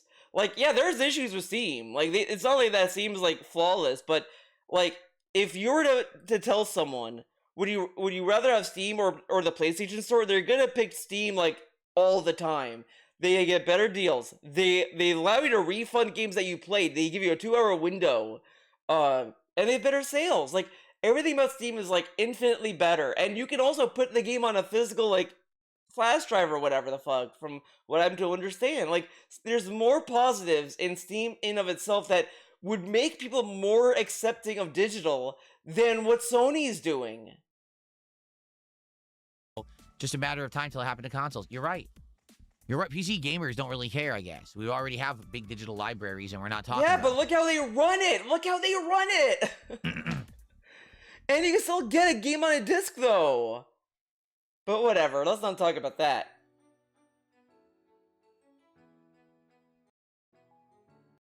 Retract your statement, delete your message. That was a really silly thing to say in chat. It really, really was. Why don't you just retract your statement now? What? New Amato, are you for real? Do you really want me to respond to that, or do you want to just retract your statement now? Because you're not going to like the response. So I suggest you retract your statement and delete your message. Wow. That was a really silly thing to say in chat. It really, really was. What a great guy. No, I'm not going to see the new Spider-Man movie. Yeah, you have to. He's not gonna see it because it's in theaters, dumb fuck. He did take Kat to see Spider-Man: Homecoming, which I thought was fucked up because he said that that her ex like forced her to watch Marvel movies. Yeah, Annie's Lobby is good. That's true. Annie's Lobby. He likes Annie's. I mean, I have to get to the end. Maybe the end is gonna make me change my mind, but this dude bitch about filler. Dude, these fight scenes are so long, and I'm like over it. It's like, and Sanji's a fucking idiot. Sanji in this arc is kind of disappointing. He was cool in Alabasta. I'll give him credit there. I'll give Sanji credit when he does cool shit, but not in Ennie's Lobby. Ennie's Lobby has a great beginning, but these fight scenes go on and on and on, and I don't really care for them. Annie's Lobby, where they're fighting CP9 to rescue Robin, is pretty good. I'll agree. And there. also, That's a good arc. Oh, what a unfortunate acronym. Maybe that's why DSP likes it. Oops. But the Robin is pretty cool, though. Robin's dope. Robin is my favorite character. What was the last movie I saw in theaters? I don't remember. Spider-Man. But it was around the time of... No exaggeration. I remember I saw Spider-Man... The first Spider-Man movie. What was it called? Spider-Man Homecoming? The first Tom Holland Spider-Man? I saw that one in theaters. With Kat? That might have been the last time I was in a movie theater. Fucked up because her ex forced her to see Marvel movies. That's what he told us. So he hit her and forced her to see Marvel movies. He said the same statement again. If I respond to that, you're not gonna like it. Oh my god, it's so clear the dude wants you to respond. Respond to it. You're gonna be very upset. Respond to it. It's a common sense question, but apparently you don't have common sense. So if I answer it, you're just gonna be embarrassed. Oh my god, I really don't want to embarrass you. It's a really bad. Dude, respond to it. Oh, everyone in chat already seen it. The only person that hasn't seen it is me.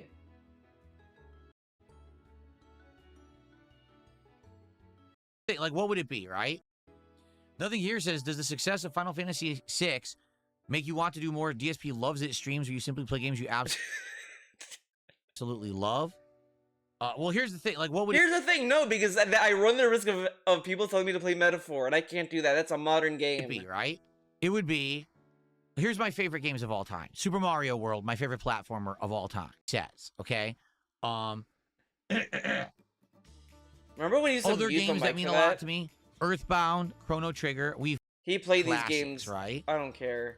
Mega Man games. We've done marathons. He claimed he loves Metaphor. Why doesn't he play that game? You know, not always the best, but we've done that. Like, no one's gonna worry about spoilers anymore. It's getting a Switch 2 port. But outside of that, I'm trying to think, like, overall, what is Final Fantasy IV? That's the first one. So, yeah. But outside of that, so my original playthrough in the summer. Oh my god, dude. What else? When probably we want to play.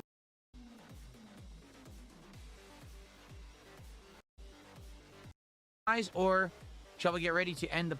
Tommy Tento says his favorite playthrough of mine is... Good show. Okay. For the early...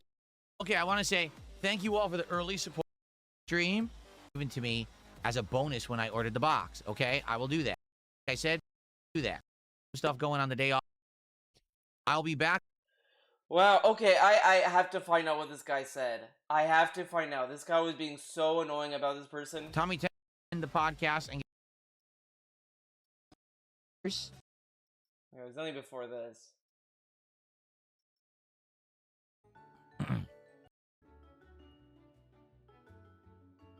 Yeah, Ennie's Lobby is good. That's true. Ennie's Lobby, where they're fighting CP9 to rescue Robin, is pretty good. I'll agree there. That's a good arc.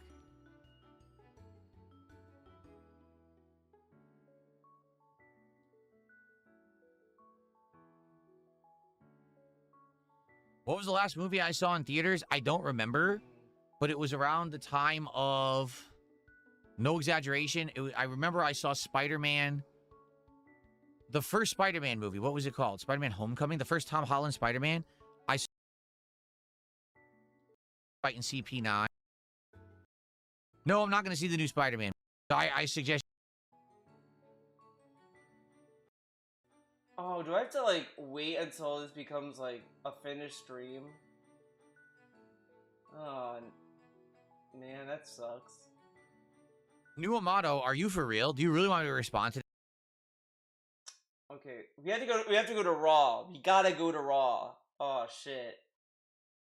New Amato. I gotta remember it's New Amato or whatever because he has the chat.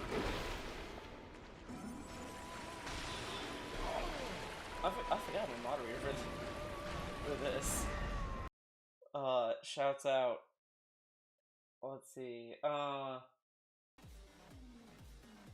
I don't know. All right.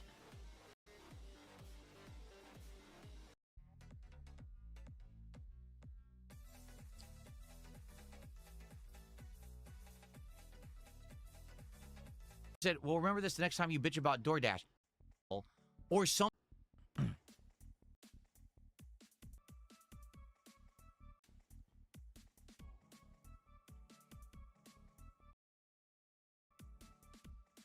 Cards, I don't know. Japanese is close to English, a little less, like a you know, making physical computer games. Oh my god, I forgot this is a thing. Oh, okay. New Amato is thing. So if video games are a figment of our imagination, why do you stream an entire stream of you picking out your physical games, pricing out your physical games?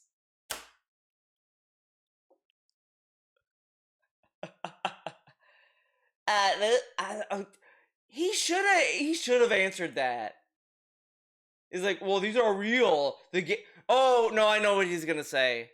The game's actually in the cartridge. But here's the thing, he also doesn't know if the cartridge fucking works. He doesn't even know if the cartridge even works. And he's like, oh, well, the game's on the cartridge, so that's why there's value. Because he said like there's no game on the disc. But like that's not true for other games. Like that's only true for some games. You know, whatever. There are games on the disc. He like doesn't understand that. Because the game's at a playable state on the disc. Like that's the thing. But whatever. Okay. That is it for this video. I did not expect to go through this entire thing, and I did. And I went through a little bit of the pre-stream. I don't think I need to do a video on that Sony shit because he was just gonna say bullshit anyway. So that's it. See you in the next video.